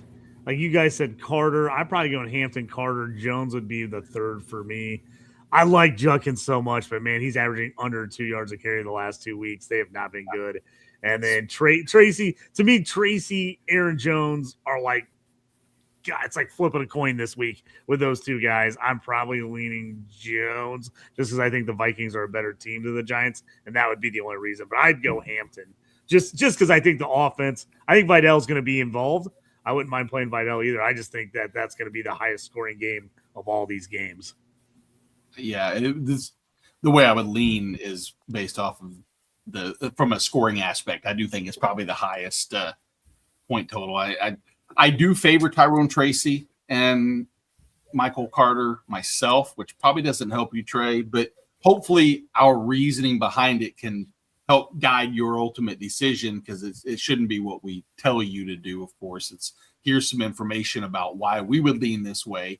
And then you just choose who you think is the smartest of the 5 of us, and then make sure to, let us know. And obviously, it's pretty simple. Alex has a quarterback question that we never thought 16 weeks ago we would have Crazy. Potential separate answers, but I'm here to listen.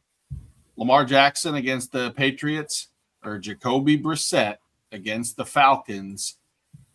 I'll start real quick and say that while I think that I'm not 100% in the belief that Jacoby Brissett will outscore Lamar. I love Jacoby Brissett this week. I'm still starting Lamar Jackson.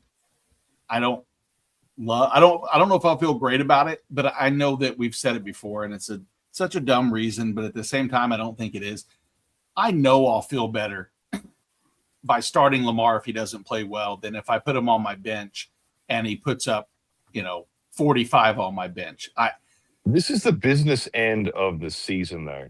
And I got to be honest, but the numbers don't lie. We've got enough of a track record where we can look back and go, Lamar has been inefficient for many games.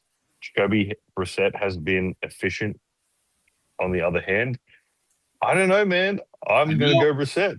I'm going Brissett on this one because his numbers are great. He likes to air the ball out. He can still run the ball. Lamar is very game script dependent. You got Derrick Henry who takes a lot of the touches. I'm going to go Brissett. Yeah, and remember, so the reason I would take Lamar is I'm banking on the fact that over the last month we've seen the rushing comfortability there, and that's what I'm looking at. Is I feel like he looks explosive, old Lamar-esque, more so than the middle of the season where we're seeing zero productivity. But this could be it could go either way. Jorge, Jacoby Brissett, Lamar Jackson. Brissett's my 3, Lamar is my 4, so going Brissett. JT? To me, it's a little bit of scoring dependency. If you are in a league where you get big bonuses for like 300 yards passing, I'm going Brissett because he's got the best chance to get that if you got like a 3 or 4 point bonus for a 300-yard game. Upside on the touchdowns. Lamar, you said he's run a little bit more, but it hasn't been a lot. If you have some kind of rushing bonus for QB, say you get a rushing touchdown and it's 9 points for a rushing touchdown, which I'm in some leagues like that for QB. then I would lean Lamar there. But to me, it's Brissett slightly. Lamar has just been killing me this year. I need him in a ton of leagues, so that means he's going to kill me. I'm going to take Brissett. I think Brissett, just for the volume play, he has a better shot at throwing for 300 yards and 3 touchdowns, where I could see Lamar going for like 220 and maybe a score, and you're like, just so plain. So I don't know. I'm probably going Brissett over him unless there's some kind of rushing bonus. Then I would lean Lamar that way. Yeah, 220 would be the second most passing yards he's had since week 3. I know, and that's crazy because you're like, oh, that's a blah game, but that would be a good game for Lamar. If he had 220 and a touchdown today, would be like one of the better games he's had in a long time, which is killing you. Where, like I said, Brissett's been over 300 yards in 4 of his last 5 games, or 5 of 6, or something like that. He's only gone under 300 one time in like the last 5 weeks. So that's what I'm saying. If you get a bonus for 300 yards, I'm absolutely playing Brissett. And they have nothing to lose. They're just throwing the ball out there. I just think chucking it around. Yeah, in the whole backyard. Yep. So, Alex, Jacoby Brissett by like I said, by the majority, and I have no problem with that because I want it to be the majority, and luckily, I don't have to make that decision, so I don't have to rest on my own team. I'll let Alex, your team, fall into our hands with that. And Ben said he spent some time in Oz and drank mostly Tui's. Queensland was my favorite state by far. Which state are you in, Dave? Queensland. Okay, yeah. Good job, Yeah. Dave. Cater to Dave. That makes smart. That's the way I would do it. Nice job, Ben. Love it. Exactly. And He's drinking Tui's in Queensland. That's weird. You can't do that. It's a New South Wales beer. That's all right. I'll let it pass.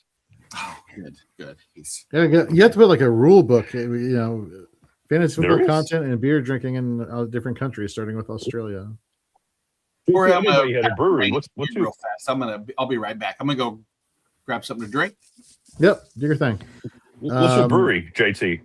What's the name of your brewery? JT Walker's Brewery in Muhammad, Illinois. So we make a little mix of everything. Our most famous beers are Orange and Blue, which is a wheat ale with blueberries and orange peel. And then our Hail of the Chief is our IPA made with corn. Those are like our 2 most famous beers. But then we get some other stuff in there. We do a Bulldog Brown Ale that's going to be like more chocolate caramel style, a little more easy drinking, not all hoppy. We make a Scotch ale that's pretty good. And we make a bourbon barrel-aged imperial porter called Daniel T. Porter, named after the founder of our town. That's a big, like 11% beer, dark bourbon, little whiskey bourbon taste to it. That's our anniversary beer we come out with every year. Do you serve that one in a sifter, or do you serve it in a pint glass? Yep. Okay. Oh no. You got to do the snifter glass if you're going to do the big high alcohol beers, because you give somebody a pint of that, then next thing you know, their eyes are rolling back in their head. They're real hammered. Yeah. So yeah, you got to go the small pour on that one there. But we do bigger pours for the lagers and the pilsners and some of the lighter beers. So it's funny you mentioned that. To go? You doing? We do. We can. We have cans and bottles. So we do either 22-ounce bomber bottles, or we do 12-ounce cans. We either do 4-packs or 6-packs, depending on the beer. If it's like a sour, we make a beer called Brewer in the Ambulance. It's a raspberry blackberry sour. It's a little tart. That one we do like those ones because they're not. You don't usually drink a ton of those. We sell those usually in 4-packs because they're a little more expensive. Good question for you. Beer, when I've taken them on the planes, doesn't travel. Is it something to do with the air pressure? Like, in your opinion? Yeah, that can definitely can have a problem with it. So anytime you get any kind of oxygen, or like the pressure changes a lot for a can of beer, if it can get a leak in it or anything like that, any kind of oxygen will oxidize the beer and make it taste weird. Like every once in a while you'll see a can where you get them and they're like, maybe like you can push them in a little bit. Like there's somewhere where it didn't get totally properly sealed at the factory typically. And then anytime that happens, you're going to get air, and air is the worst thing for beer. That's what's going to make it taste bad pretty quickly. That's why if you buy like a growler and they fill up like a glass bottle or whatever, and once you open it, you got to drink it pretty quick, because if you just keep putting the top back on it and putting it back in the fridge, after a couple days, you're going to start getting that metallic taste from the beer oxidizing. So before we get to this next question, really quickly, so going back to that really strong alcohol beer, if I brought in a growler, would you be able to fill that, or is that like a yes, we can? That's totally dependent on state laws, but Okay. Illinois, yes, we can fill growlers and to go for you. No, nice. All right, Ben Hartley. I am starting Keenan Allen where it's close. I don't see how Herbert doesn't pass it like 40 times, and Keenan has been getting decent number of looks onto it. I agree. I think Keenan Allen is a great play. Lad McConkey jumped into my top 12 wide receivers this week. I know he's been streaky, but this matchup, especially with Deron Bland now out in Dallas, just all about the Lad McConkey this week. We got Kenny in the chat. Full PPR, choose one. Marvin Harrison, AD. Why am I blanking on AD? That's AD Mitchell, I'm guessing. AD Mitchell. Sorry, Yeah. thank you. Audric Estime or Xavier Worthy. He already has Michael Wilson here. Man,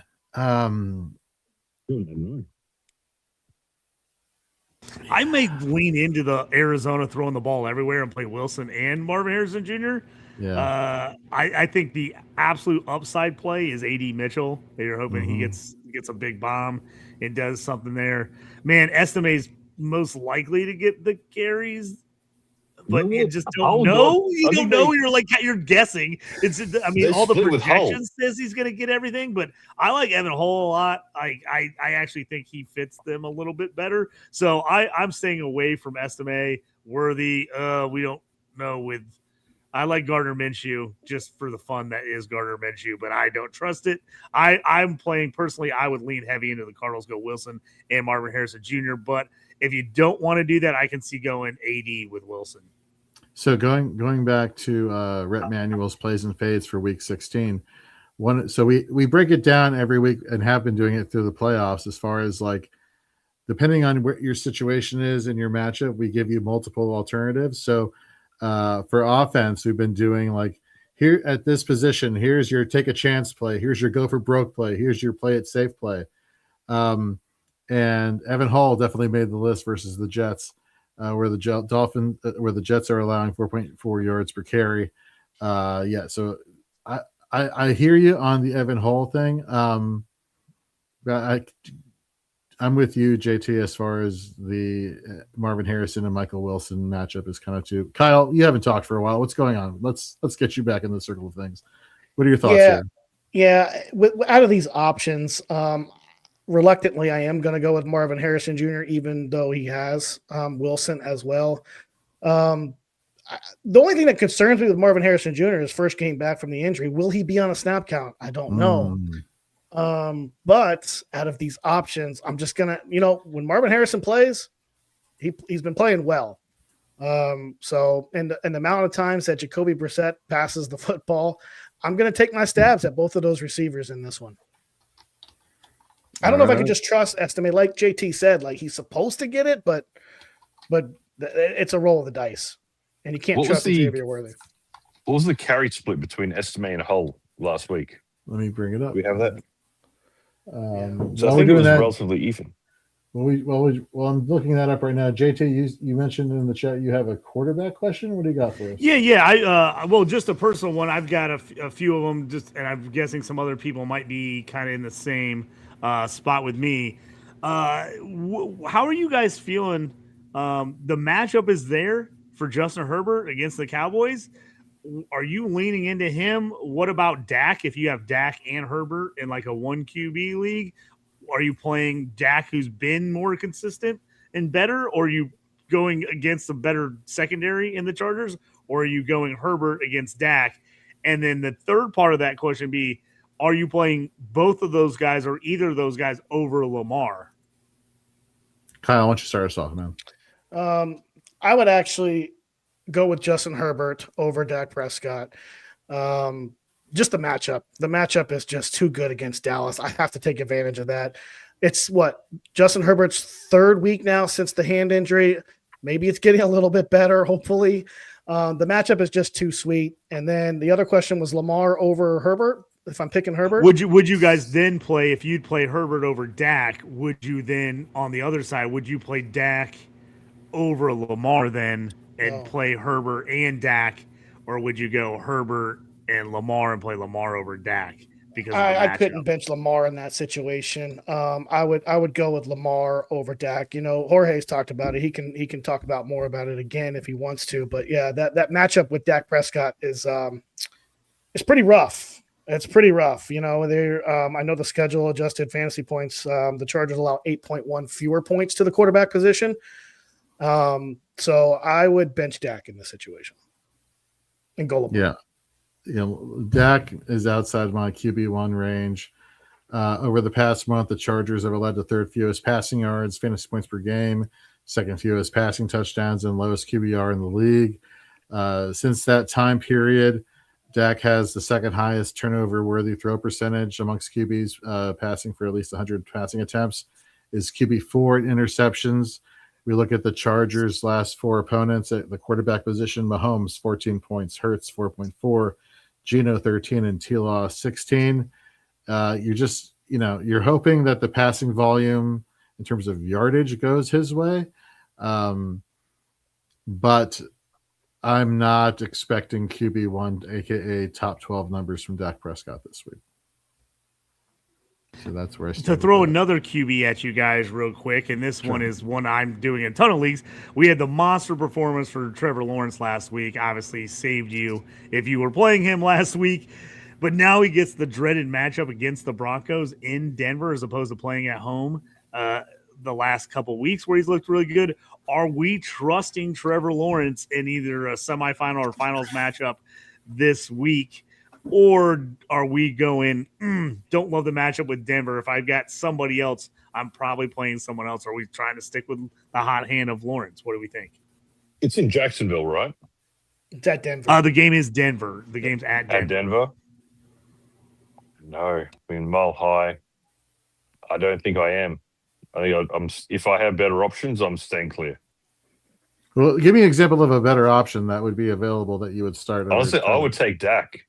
I would take Dak over Trevor Lawrence. You've got, he's in a dome, I think it is, if you want to call it that. I think there's going to be a shootout. Trying to think of, honestly, Gardner Minshew, I would even take. What about Tyler Shuck? That's close. It's close. But I think Shuck has been looking decent lately. Mm-hmm. I would lean a little bit Shuck, but Lawrence his floor is very, very low. That's the one thing that worries me. His floor is 130 yards and maybe a touchdown. So I don't know if I want to go into the finals with that as my QB. So here's something I found interesting looking into the Denver Broncos against quarterbacks. And yes, I am double checking to make sure my filters are correct. They are. I feel like that's going to be like the trend for rest of season until I can be trusted. Or hey, they always say the stats don't lie, but the guy reading the stats lies. Well, I lied earlier, which is why I'm double checking. We looked from weeks 13 through 15 at the quarterback position. The Broncos have allowed the 7th most passing yards, believe it or not, to the quarterback position. And we're looking at fantasy points per game. They are 12th, averaging 19.2 going against the Broncos. So that defense that we thought was just, unbeatable early on in the season, they're starting to falter a little bit. I was kind of surprised by seeing that trend here. Yeah, so that's what I was wondering too, because I was absolutely not playing anyone against Denver earlier in the year. But you have seen some teams come back here and look a little better. Because like if you're saying, okay, am I playing Dak or do I play Trevor Lawrence? What we brought up. The other thing is like Lawrence. Do you feel better about Baker Mayfield against what's been a pretty good Carolina secondary, or do you play with JJ McCarthy or Aaron Rodgers over Lawrence? Because I feel like some people are going to really be in that mix. Because again, if you have Lawrence and you played him last week, you probably won. So that's, to me, the big question is like, do you trust him this week, or are you going, hey, I'm trying to find a better option anywhere in that area? But I also think, Baker would be one of those guys that might be a better option. But you look at the matchup, that actually might end up being a tougher matchup for him than it is for Lawrence against Denver, just of late, because Denver was so good. But you have seen some cracks in that defense in the last 3 or 4 weeks. So that's why I'm really debating it hard. I'm telling you, I've got Lawrence in a ton of spots, and I'm just not sure I feel comfortable starting him. I don't know.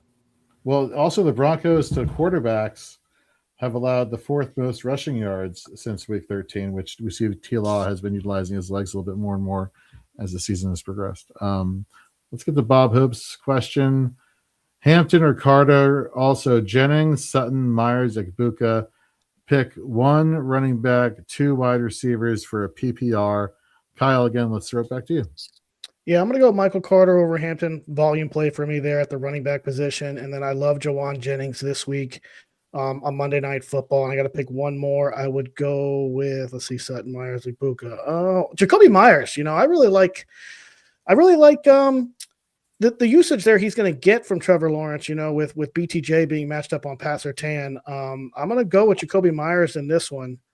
Even though signed the extension, didn't he? He was just that signed an extension? I thought he just Yeah, signed he an did. extension, didn't he? He did. So he did. So about you, Nate, how would you go in this situation? I would agree. I have Jacoby Myers. I wish I was clairvoyant and I knew how Liam Cohen was going to deploy BTJ and Jacoby Myers as far as who's going to get more slot work, because it's the only area that I don't foresee Pat Surtain traveling to. And it would make sense if you're Denver's defense to try to shadow Jacoby Myers because he's been the most productive member of the Jacksonville Jaguars receiving core. And if I were to shut down one area, I would want to shut down Jacoby Myers. But if I'm trying to, again, play clairvoyant and look at game script, I see Jacoby Myers playing more in the slot and having more scenarios where it's not one-on-one. Don't get me wrong. Outside of Pat Surtain, it's not easy sledding by any of the other secondary in Denver. But I love Jacoby Myers. He's been, I think we talked about it since he joined Jacksonville, that he's going to breathe a breath of fresh air into that passing attack of someone that can catch the ball and like legitimately catch it and not drop it, of course, what we're talking about. And he's done just that. So yeah, the Jacoby Myers, Jawan Jennings, Michael Carter, I'm in agreement there too. I do want to throw out a little shout out to the Fast Draft app people. Matt Kelly and company over at Fast Draft, they've created a fantastic platform for games. And they just released the very first way too early Origins game, which picked up a lot of popularity last year, where you draft 6 rookies and you set your various boosters accordingly. And there's a $10,000 prize pool, $10 entry. That's crazy. They're starting this already. So you go in there, you can set your lineups ahead of time. You can be clairvoyant. You can take all those chances. $10, you use the promo code frames, you get matched up to $50.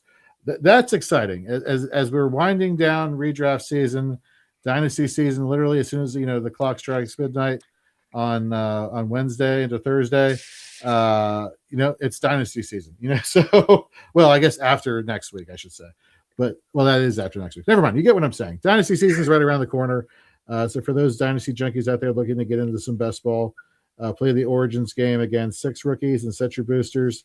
And $10 entry is promo code frames and get $50 matched, up to $50 matched.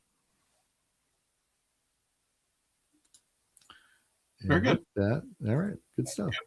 Good So yeah.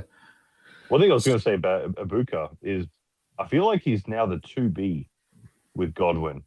Now that Evans is back, a little bit worried about Ibuka if you got him in finals. I don't know if he's going to produce like he was before, but his floor is actually dropped substantially. I don't know. Is anyone worried about Ibuka?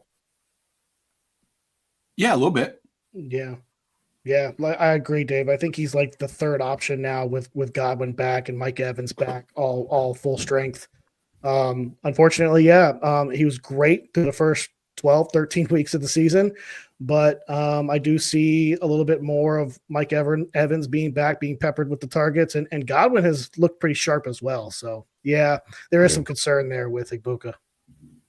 Yeah, I'm playing – if I'm in like a start like 9 league or a start like 10 with a kicker and a defense, I'm probably not playing Ibuka in any of those leagues. But in my start like 11, 12 Superflex leagues that are a little bit bigger, I'm probably playing him because I don't have a better option in a flex.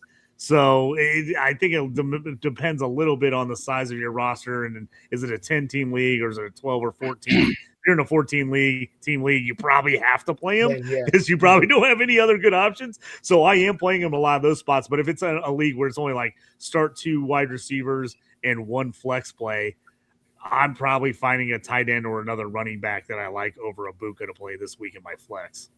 Yep. And of course, K. Dotton would be that third option who would come in the clutch with nobody else is playing this week. Fellas, let me ask you, as far as my Kings Classic League, if I'm going to get selfish here, since it's the semifinals, I am projection-wise an underdog going in. Scott Pianowski has the best team in the league. He's put up the most points in the league.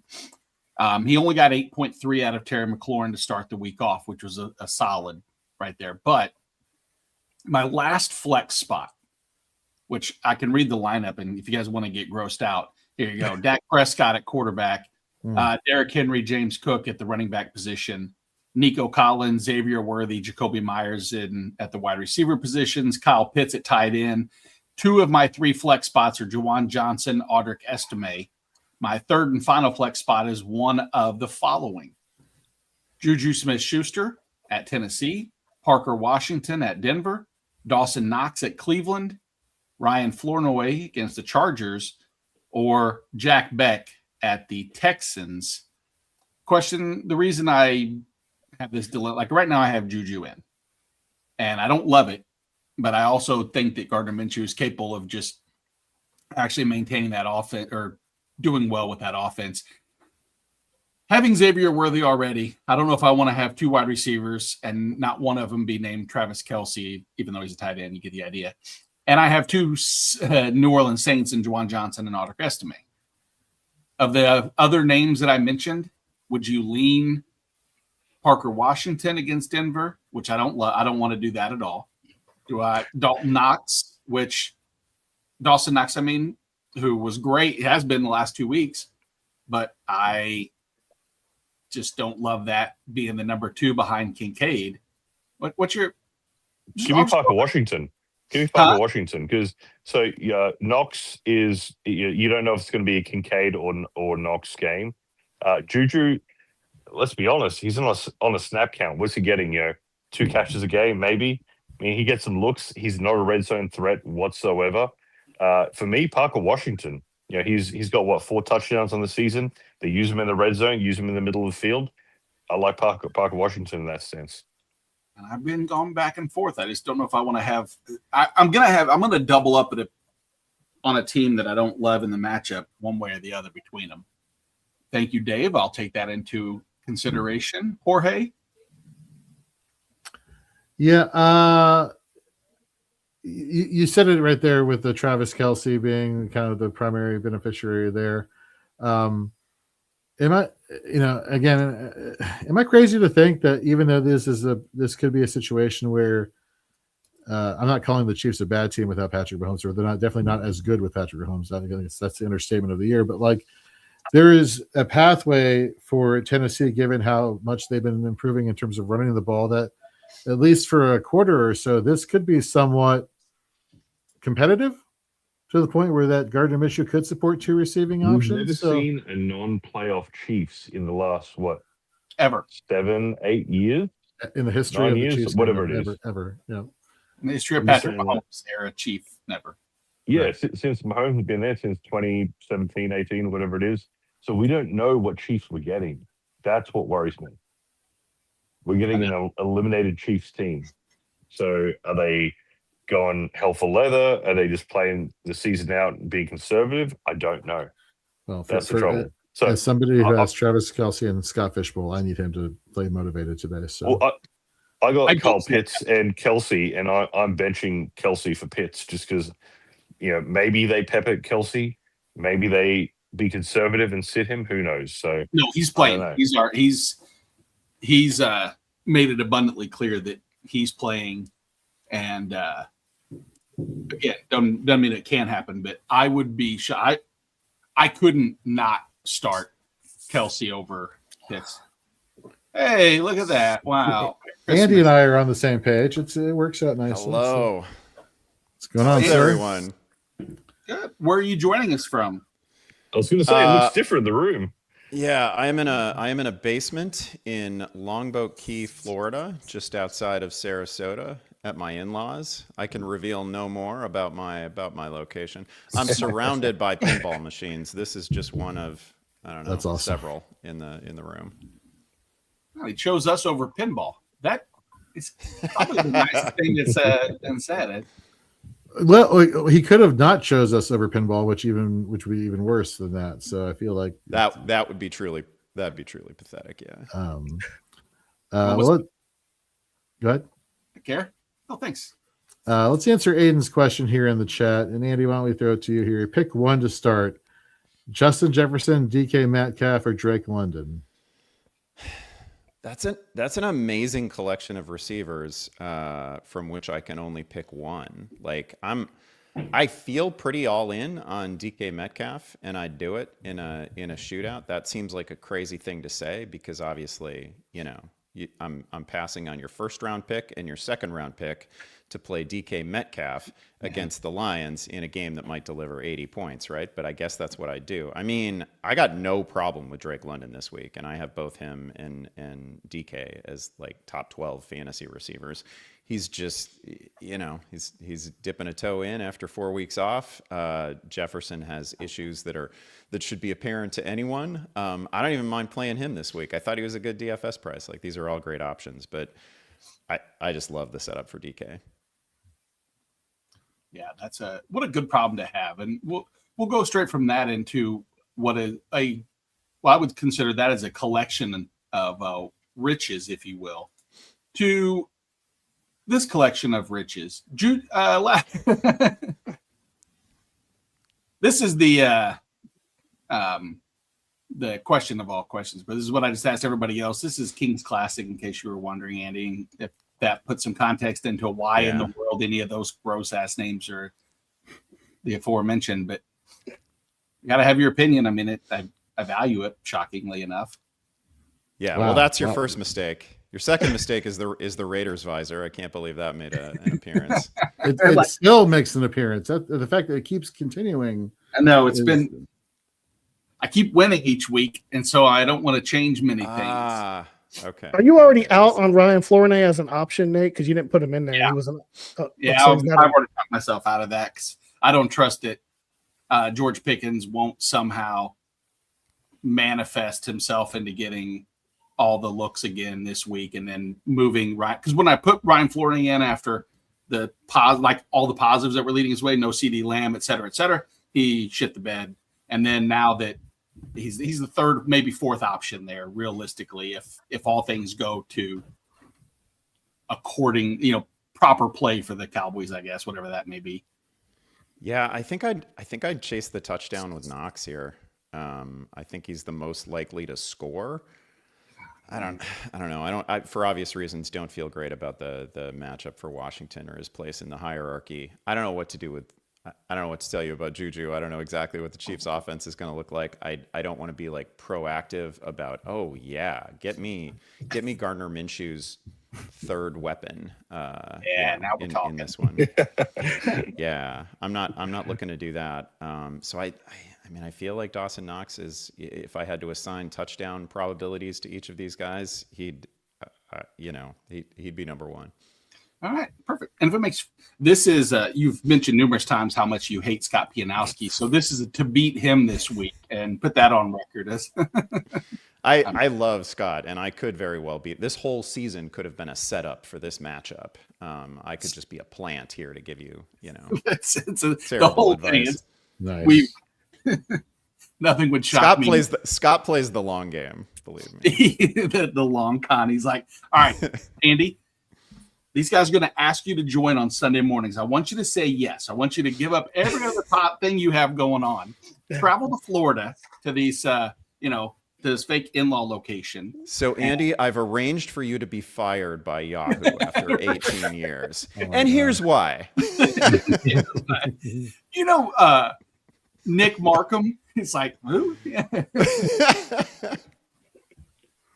Oh my God, JT, you got some other options to throw out here? You were just saying. Yeah, I got a couple that people might be kind of thrown out. So I got two of them. Running back option.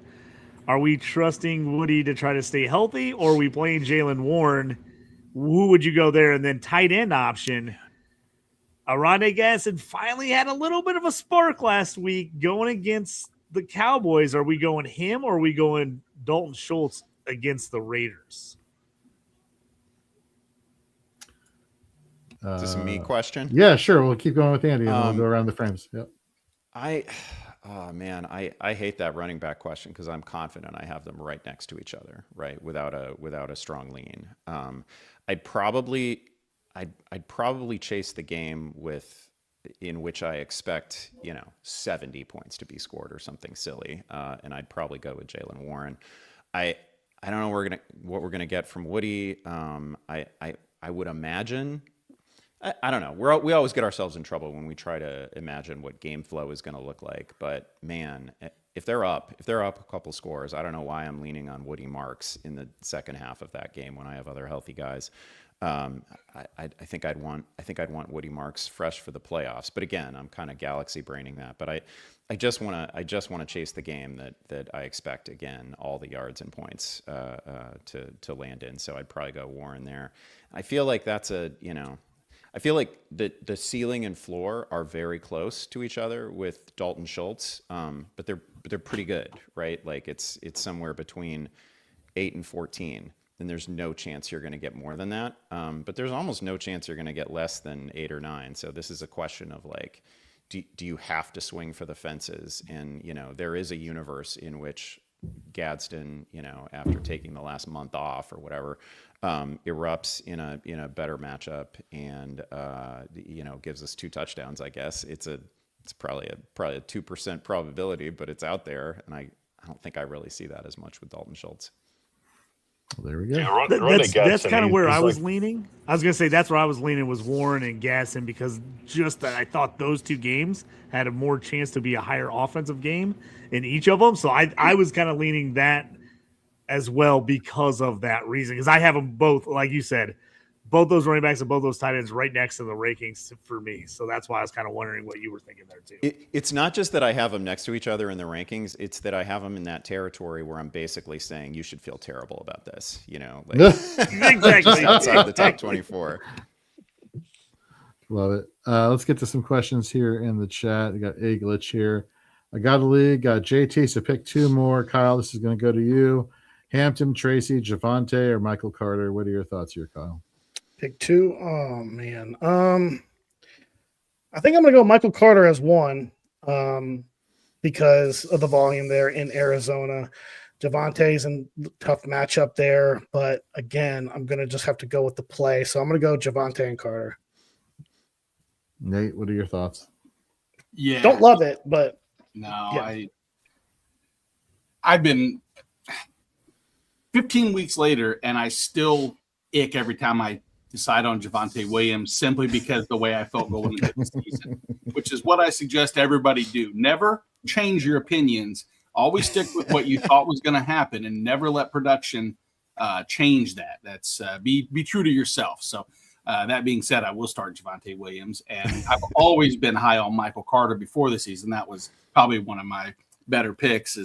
That's a joke. I didn't even know Michael Carter still played in the NFL, but I'm going to stick with Carter in the fantasy semifinals for you. Who would have thunk that the 0 RBers can unite when you spent your first couple rounds and you got Nico Collins and Justin Jefferson and all those. You're not in the playoffs anymore if that happened. But I love Kyle though the North Carolina connection you're rolling with this week for a running back, because when I think about running backs from a collegiate team, North Carolina with Michael Carter and Javonte Williams, that's who I think think about. Didn't Amari Hampton too. as well. Hampton, yeah. That's where Tyrone Tracy. Unfortunately, North Carolina, one of the few colleges that Tyrone Tracy did not attend. Did he go to a lot of schools? I'm out on the. He was at Iowa, Purdue, and Purdue. Yeah. Oh wow. Okay. Let's get to Patrick's question here. He's got two questions. PPR. Need one wide receiver: Waddle, Agbuka, or BTJ. Let's start there. Nate, let's go with you this time. So, golly, everybody has that. Which wart is more noticeable? Is it the Quinn Ewers on your nose wart? Is it the massive amount of warts that are built up on your chin because you've got you got Mike Evans? I went Michael Evans. We're formal, so it's Michael Evans now and Christopher Godwin. I don't know if there's a longer name for Amika than there is. Emectavius. That being said, while I still don't love the path and the movement of Igbuka lately, I still think that I trust that offense a little bit more than the scenarios given for myself. So I go Igbuka for my wide receiver. Yeah, the problem there is you just can't like already starting Waller. It'd be one thing if this were like I don't know, not that I feel so great about Tua, but like these are the Quinn Ewers Dolphins. Like I don't do it. How all in is too all in on this week's version of the Dolphins offense. Yeah. I think he's going to look for those guys. I mean, I know people will say I'm already starting this guy. In my opinion, you got to take that out of the equation, right? You're playing a position and just that position. You know, there's a lot of teams where they've got superstars on every team. I mean, if you had AJ Brown and Barkley, you wouldn't say I'm already starting Barkley. Who do I put my flex, right? Waddle is the number one. Waller is a great tight end. He's a great red zone threat. I get it. It's a rookie. We don't know what we're getting. He's going to be looking for those two guys, them and HN. There's three guys on that team that are going to get involved. I have no problem going Waddle and Waller in that. And I guess to answer the question, Little in Denver with elevation, mile high, go Little, baby. Yeah, I think the only concern I have with Miami is the fact that, yes, while there are those three names that you just mentioned, those three have to eat out of a pie that is probably 13 points. Maybe 14 points. Quinn Ewers is baking the pie, right? Like exactly. Is it one of those little fruit mince pies? Everybody gets a piece of the pie that Jorge smashed in his face that barely covered the one eye. It's a sliver, one slice of apple. Cherry, it did not. Stop. I will release this footage. I don't care. I got both of my eyes covered in banana cream pie. Boom, right there. You were there. How many pies did you use? 2 mini pies, one for each. Congratulations. You covered both of your eyeballs. Yeah, well, I hear they're important, Nate. That's how I hear having them are important. That's what I'm saying. That's what I'm getting at is the idea of the starting Waller. While yes, Dave, I agree with you that typically I don't take into the equation. I'm already starting this guy, but I think that you're limiting your ceiling of where you think Waller can be. So it's kind of like a decreased floor in Waller. It's like, I'm already starting Waller. I know I'm not going to get the production that I should at a tight end, that upside of maybe 15, 16 points. I'm sure. I think the ceiling play is still a group, but either way, that's I have a lot of Waddle, and it sucks because I really just don't see a pathway to him having the numbers that we expected him to have. Thanks a lot, Miami. What the hell? We got KL Sonnenberg in the YouTube chat. Aaron Jones, Vidal, or Wan'Dale Robinson in half PPR.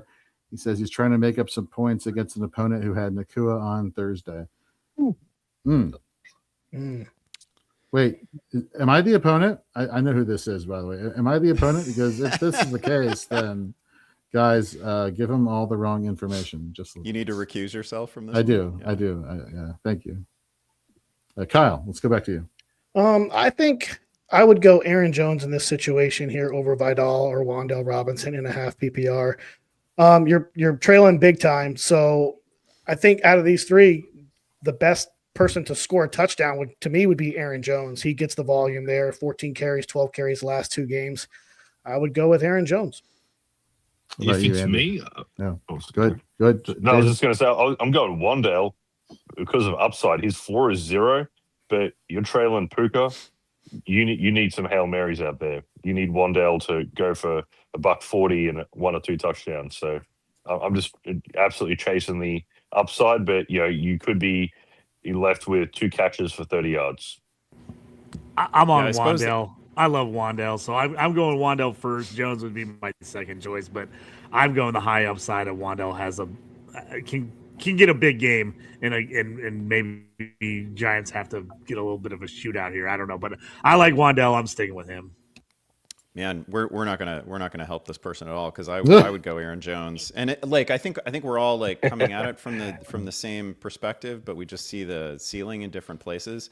It seems weird to attach ceiling to either Wandale Robinson or Aaron Jones to me, but man, the Giants matchup is just so good, and I don't know. Sometimes you just get Nakua, and you're gonna end up in the 3rd place game. Yeah. Ken, as he says, yes, Jorge, it is against you.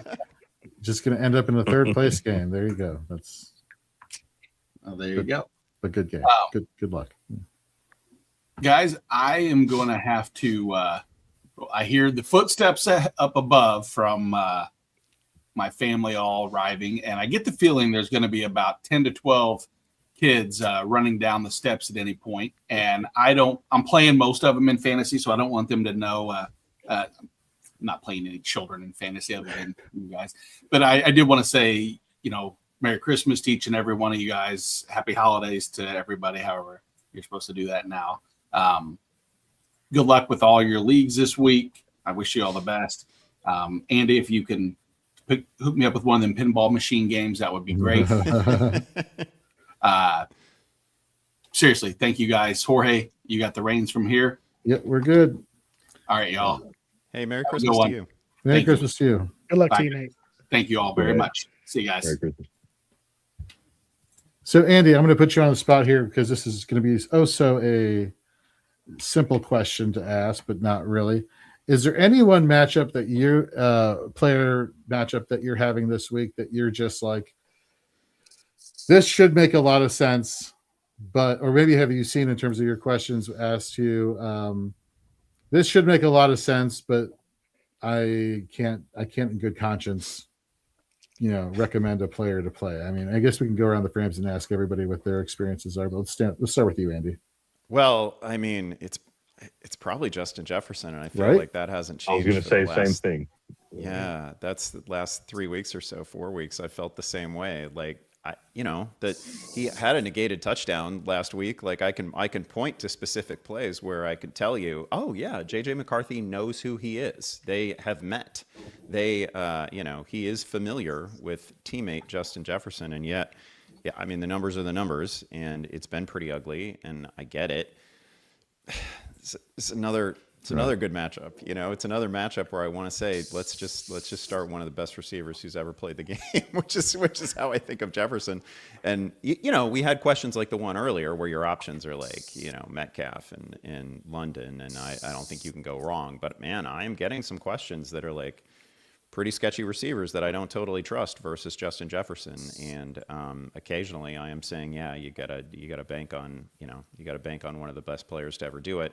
And the idea that they will finally find him. So, sometimes that's over like Zay Flowers. Sometimes that's over, one of the lesser Bucks. It's tough. He's the thorniest question for me, though. Are you going Mike Evans over Justin Jefferson? I mean, second week back. I'd play Evans over him. I don't think I would play the other two over Justin Jefferson. But Andy, again, I got a situation where I think you'll probably take Justin Jefferson over these guys because I'm in a league where I have to play him. I can't imagine starting Xavier Worthy or Jordan Addison over him or Harry Fannin in the flex. You're going to go Jefferson in that situation, right? You're kind of stuck. Yeah, I mean, it feels weird to say that you're stuck. Like again, one of the best to ever do it, one of the highest, rates of yards per game in the history of the position, and yet you are stuck with him. It also feels weird, like if you just look back at the last month, who you starting, Jordan Addison or Justin Jefferson, if that's all you knew about them. But that's not all we know about them, right? Yeah, I'd go Jefferson. Yeah. You can't not start the talent, in my opinion. I mean, this is big boy time. This is finals. Yeah. If you got Justin Jefferson, if you made it this far with Justin Jefferson, congratulations. But if you did, you got to start the talent because 200 yards and 2 touchdowns is not shocking for Jefferson. So he has that potential. You play him. Okay, so let me throw a question and we can go around the frames here then. And Kyle, let's start with you. Justin Jefferson, we know the issues there, or I guess we don't really understand why the issues exist, but we know the issues are there. Marvin Harrison Jr. returning to Arizona this week, or at least that's what he said. He said he's good to go. I don't know if there's been an official yes, he's in notification. But let's just assume that he's in. Are you starting Michael Wilson over Justin Jefferson? Oh, man, because every time Marvin Harrison plays, Michael Wilson does not thrive. I've looked at the numbers where he's like, gosh, wide receiver like 48. He's in that range when Marvin Harrison plays. But man, Justin Jefferson hasn't had double digits since week 9. So I think I would go Justin Jefferson. I hate to do it. I'm just hoping and praying and banking on somehow McCarthy not overthrowing Justin Jefferson in the end zone. What about you, Andy? Is that too rich for your blood, Michael Wilson over Justin Jefferson, or not as much as I would think? They have been, who knows? You shouldn't get tripped up by you shouldn't do too much parsing of language this time of year, and I'm about to parse some language. Nice. But like all these reports about Marvin Harrison suggest ease him back in. But of course, we don't know what that looks like, right? And very often, even when an NFL team intends to ease a player back in, that goes out the window when like bullets start flying and points are being scored and nobody's ever like strictly adheres to like, okay, it's going to be 20 snaps, it's going to be 25 snaps. But I feel like in this case, given where Arizona is at in their season, and I can't see why they would really push the issue with Harrison. So this is one where I probably would go Wilson. It's very close, and I hear what you're saying about anytime Harrison is back on the field. But I do legitimately feel like this is going to be a cameo appearance from Harrison, and it's like 20 snaps. Cameo, like I love that.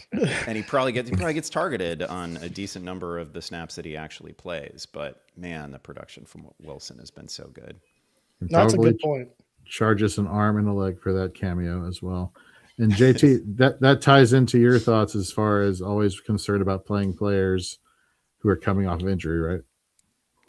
Yeah, it's just, you never know when those guys are going to just get nicked up right again, or some little tinge happens and they're like, ooh, maybe I should sit this one out. That's always my worry. Those guys turn around and get hurt right away again and sit. So, I mean, it's like you spent so much on Marvin Harrison. It's like you hate not to play him. It's like, I feel like the same thing with Brian Thomas. It's like I'm sitting there looking at him in a million lineups, and I'm like, man, it's a tough matchup. Denver, we talked about it, but I'm like, I'm probably playing Trevor Lawrence in a ton of spots. So I'm like, I kind of feel like I got to play Brian Thomas too. So it's, I'm looking at a lot of those like, do you go him or do you like play like a Woody Marks, or do you play like a Judkins who, under 2 yards carry the last 2 weeks? You're like, he's probably going to get touches, but is he going to be able to do anything with them?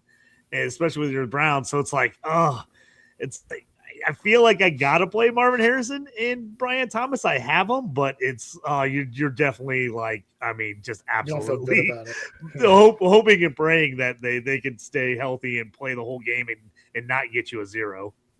Jorge, to your question earlier, you mentioned Judkins. He's also one of the toughest players for me because I mean, obviously a matchup doesn't get much better than Buffalo's run defense. Right.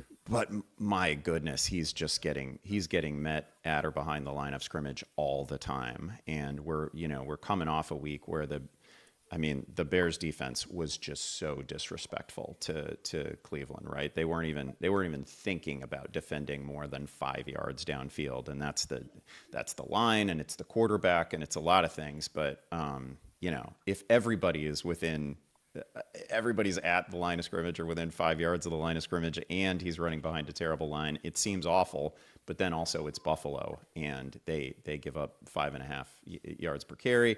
More than that, they are in the business of just making RB1s each week. So he's another really, really hard name, and I stuck him, like in my heart, I feel like Quinshon Judkins should be a top 10 running back this week, but instead I have him in like the high teens. You must be ecstatic about the game yesterday, right? The Bears game. You're a Bears fan, right? Oh yeah. Yeah. I've got the Jim McMahon jersey on today. Nice. That was. Isn't it crazy? We've had two of the best finishes in the last 3 games, like from Thursday to yesterday. That was the Rams Seattle game, and yesterday's game was absurd. So I could like appreciate the Rams Seattle game because I didn't have a dog in the fight, but I did not appreciate how good I was going through it during the Bears game, right? So like I didn't really appreciate that as a great game until I got up this morning. I wonder why. Did something happen? I was gonna say all my friends were going. My phone was blowing up all night. My friends were going ballistic last night after that Bears win. So, Andy, this is one that I've been thinking about. I'm looking at a lot of leagues. Do you go, even though Judkins has been so tough, because the Bills have given up runs, and you got to figure they're going to give him carries. Especially if you're in like a 0.2 point per carry league, would you go like a Judkins who's like got to be the guy, or would you go like a Jalen Warren who's splitting with Kenneth Gainwell right now? But you got to assume that Steelers-Lions game is going to be pretty offensive, and he's going to have probably a better chance to score than Judkins. Would you play the high upside of Warren in what could be a big game, or you go, hey, I got to play Judkins over Warren because I know he's going to get all the touches, and the Bills have been so bad against the run. Even if he does only average 3 yards per carry, 3.5, he's going to get 20 touches, and he's going to get me 65 yards, and you're hoping he maybe falls in the end zone. Yeah, that's kind of how I feel, especially if I'm getting any sort of like fractional, point total for just the fact of carrying the football. I think I probably want Judkins there because I do think he's got a pretty good shot at whether it's 18 or 20 touches. If they manage to get themselves near the goal line, maybe we get one of those wildcat situations from Judkins. I also think against Buffalo, if he gets, if he's touching the ball 15 plus times, he's gonna pop one of those. So we were talking about this earlier in the show in terms of the Steelers running backs and how things have kind of changed. And we were talking about this earlier in the week. Before we used to think, Jalen Warren was the receiving back and Najee Harris was the thumper. And now Jalen Warren has more rushing attempts than Kenneth Gainwell, and Gainwell is turning into the receiving back. So, in a situation, Judkins in a PPR versus Gainwell, given this matchup against Detroit. I mean, I get it. Buffalo is like a sieve for the running back position. They give up points left and right. They'll fill your stockings this weekend. You take off your hat, but they'll put in fantasy points. Is there any part of you, because of a PPR upside and given the fact that it is shifting to being more predominantly Gainwell in this Steelers backfield, that you could rationalize having Gainwell over Judkins in this week's either rankings or decisions? That was great, seasonally appropriate framing of the question by you. By the way, what a pro! What a total pro! So there is in a full PPR. Yeah, there is, because I think Gainwell has turned into, it's been for I don't know, as long as I've been basically working in fantasy. One of the little cheat codes is when Aaron Rodgers finds a pet player. And I feel like Gainwell has become one of those pet players. Like he joins the I don't know, the list of Randall Cobb and like all these weirdos who like Alan Lazard. Who knows? I don't think they were good, but Aaron Rodgers sure did. And that's at the end of the day, that's all that mattered. And I think Gainwell has earned that level of trust. Sometimes it's just, are you exactly where I expect to find you on every play? And do you get the yards that are there? And that's all that Rodgers is looking for. And that is something that Gainwell can do. And so I think he's arrived there. And so if it's full PPR, I probably do go Gainwell. There was a stage where James Starks was fantasy relevant. So yes. Wow. Yeah. Super Bowl champions, right? He was with the Packers when they won against Pittsburgh, I want to say in 2011, or There's a separate category of player that Aaron Rodgers just could not fully unlock, and it was always weird, and it stayed weird, and like MVS is part of that, and Jermichael Finley is part of that. Jermichael Finley. It's so strange that they never became stars, but they didn't. Yeah, that is exactly the tight end I was thinking about. I couldn't put it together till you just said it right there. As we're getting ready to wrap up the show, however, I figure we go around the frames and kind of give people with an hour left until lineups are set. And Andy, of course, let's start with you. There's the notion of keeping it safe or playing for upside. When it comes to your matchups, whether it's projections, on your app or your phone, like, do you put much stock into like, oh, well, I'm projected to lose by a lot, therefore I better play upside, or do you stick with the safe floor, or is it not as simple as that? I mean, this is probably going to be a different answer for people who actually swim in this data for a living. But I don't really look at projections. Like I can't think of the last time that I used the projections on a fantasy platform as a determining factor in like what I was actually going to do. I totally get my daughter plays, she uses the projections all the time. And if I tell her something other than, what the projections say, I get an earful about it. Like, Dad, that is not what the math is telling me. And I'm like, that's not math. It's color coding. Yeah, that's just like, I don't know. That's like a spreadsheet that Jeff Erickson runs or so. That's not, but it's, right. I don't get too locked into the projections, no. And I try to, I guess my general advice, and this will fail you in sometimes, but more often than not, I think you should treat the fantasy playoffs like you would treat, week 8 and just like manage your team to, because people just get so galaxy brained and they're like, oh, my opponent is starting Joe Burrow. Does that mean I should force, Mike Gesicki into my line? Does that mean I should do this weird thing that I wouldn't normally do? No, like you should, others have already spoken about this, but like you got to try to reach the highest point total this week, and whatever you think gets you there, that's what you got to do. And only rarely, and usually only once we get to like the late window on Sunday, will I start actually thinking about matchup and where am I relative to this other person. Because the projections are not like, sometimes people, even when they ask the questions of you on a Sunday morning, they tell you that I'm already down in the projections, like you're down 50. You're not down. Nothing has happened. You're not losing. Just because the projections say one thing, that doesn't mean you're losing. So get that out of your head. Yeah. I was down at 3:00 last week against my boss, 99 to 1% in our work league. I came back and won that matchup. So the ebbs and flows of fantasy football can really change just like that. You never know. Right there with you with looking at those projections. I have also really learned that little slider that gives you the probability of winning that varies greatly from site to site, and some of them are crazy. Kyle, if you had to give fantasy managers here heading into semifinals any bits of advice an hour before kickoff for most of these games, what would you give them right now? Don't get too cute. Don't be like Cole Kmet down on the Wildcat there on the goal line where they ran that fluky play. Sorry, Andy, where the ball went over the head, the Wildcat. No, you don't want to get too cute. Stick to what's got you here. I see it a lot how Andy does, I don't want to get too cute. I don't want to start wide receiver 47 because they're in a great matchup versus like wide receiver 20 who's in a tough matchup. You got to go with the better player and the better option, and just don't get too cute. Those are the best words I can say, is stick to what's got you here. What about you, JT? Yeah, I agree with it.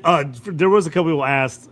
I'm seeing some stuff online, but not totally verified that it's looking like Chubb might not play. So if you have another 3:00 option that you can swap him out for, good. If you don't, then you might want to not take the chance. And you mean Woody Marks? Woody Marks, yes. So I'm seeing some chatter online that he's not expected to play, but I've not seen any verified source that has like absolutely said he's out. So just to be aware that I saw a couple people in the chat were asking about Woody, but I agree with exactly what Kyle said. Don't get too cute. Don't get too worried about the matchup. Like, just play your guys, because you're going to kick yourself if you try to do something. I did that a couple years ago. I picked up a Raiders. I don't even remember. I think it was like Jamarcus Russell had like was going against the worst pass defense, and I stupidly picked him up. Thought I was going to be real cute, and I was like, "Oh, I'm going to make the play of the year here," and then just got burned. And I'm like, "What am I doing? Like, why did I do that?" I was trying to be. I was overthought it big time. So don't do that. Just play your guys. Like I said, some of these matchups are going to be close, but the good part is, hopefully, whoever you pick, they score about the same anyway. Because a lot of these start-sit questions, like, these guys are right in the same spot. So it's going to maybe be a touchdown difference between the guy who gets one who doesn't. But yeah, just play your guys, stick through it. And like I said, we talked about at the very beginning of the show, Jorge. I feel like the semifinals are like the most stressful pick of the whole year, because I'm like, I just am like, I got to get the championship game. If I get the championship game, I feel pretty good. But man, this week I'm like, I am really sweating out some decisions. And like I said, I think I'm like the same spot a lot of other people are. We're just right there. It's like, oh, they're probably about the same guy. Just if you have a question, probably just play the guy you've been playing all year. Okay, so with that being the case, and let's assume Marks is out. Andy, in terms of like with Kyle and JT were saying as far as being not getting cute, is getting cute starting Jawar Jordan today? No, I think that's like the normal course of business. If this were October or November, right? It's a guy who I don't want to like overpromise with Jordan, because he did get like more than half of his yards, I believe, on a single play. So it was kind of a Jerome 40 sort of performance, right? Where a lot of quiet stuff and then one really noisy play. But I mean, that's what you do, right? It's also a late window game, so you're going to have limited options. So it's one of those, like, you can hold out hope for Marks and you can put him in a flex spot, and then Jordan is probably the guy that I would want on standby, ready to go. All right. And Dave, round us out here. Last bit of fantasy advice to everybody for an hour before kickoff. Go with your gut. Always go with your gut. Yeah, I mean, understand the line of like not getting too cute, but make sure you take the option that you can wake up if you lose and go, you know what, with my gut, I was happy with that. It's fine. When you start throwing out random, like, I'm going to play Troy Franklin over Justin Jefferson, don't go too crazy. Just go with your gut. Go what feels good, and something that you can live with if things go awry. Very generous donation. Thank you very much, Jamie. We really appreciate you. Folks, if you haven't checked out Just Ballin' with Jay over on his Instagram and YouTube page, tremendous artwork. He loves tying football to art. It is a pleasure too. I've met him at the expo. So yeah, definitely. Thank you very much, Jamie. And that's going to do it for us here on the Fantasy and Frames Sunday pregame show for Week 16, semifinal week. We will be back with you Week 17. We've brought you this far. We're going to stick with you to the very end. We're going to help you win those titles. So for everybody here on screen, for those who celebrate, have a happy holiday, and we will see you back next Sunday. Take care. Yes.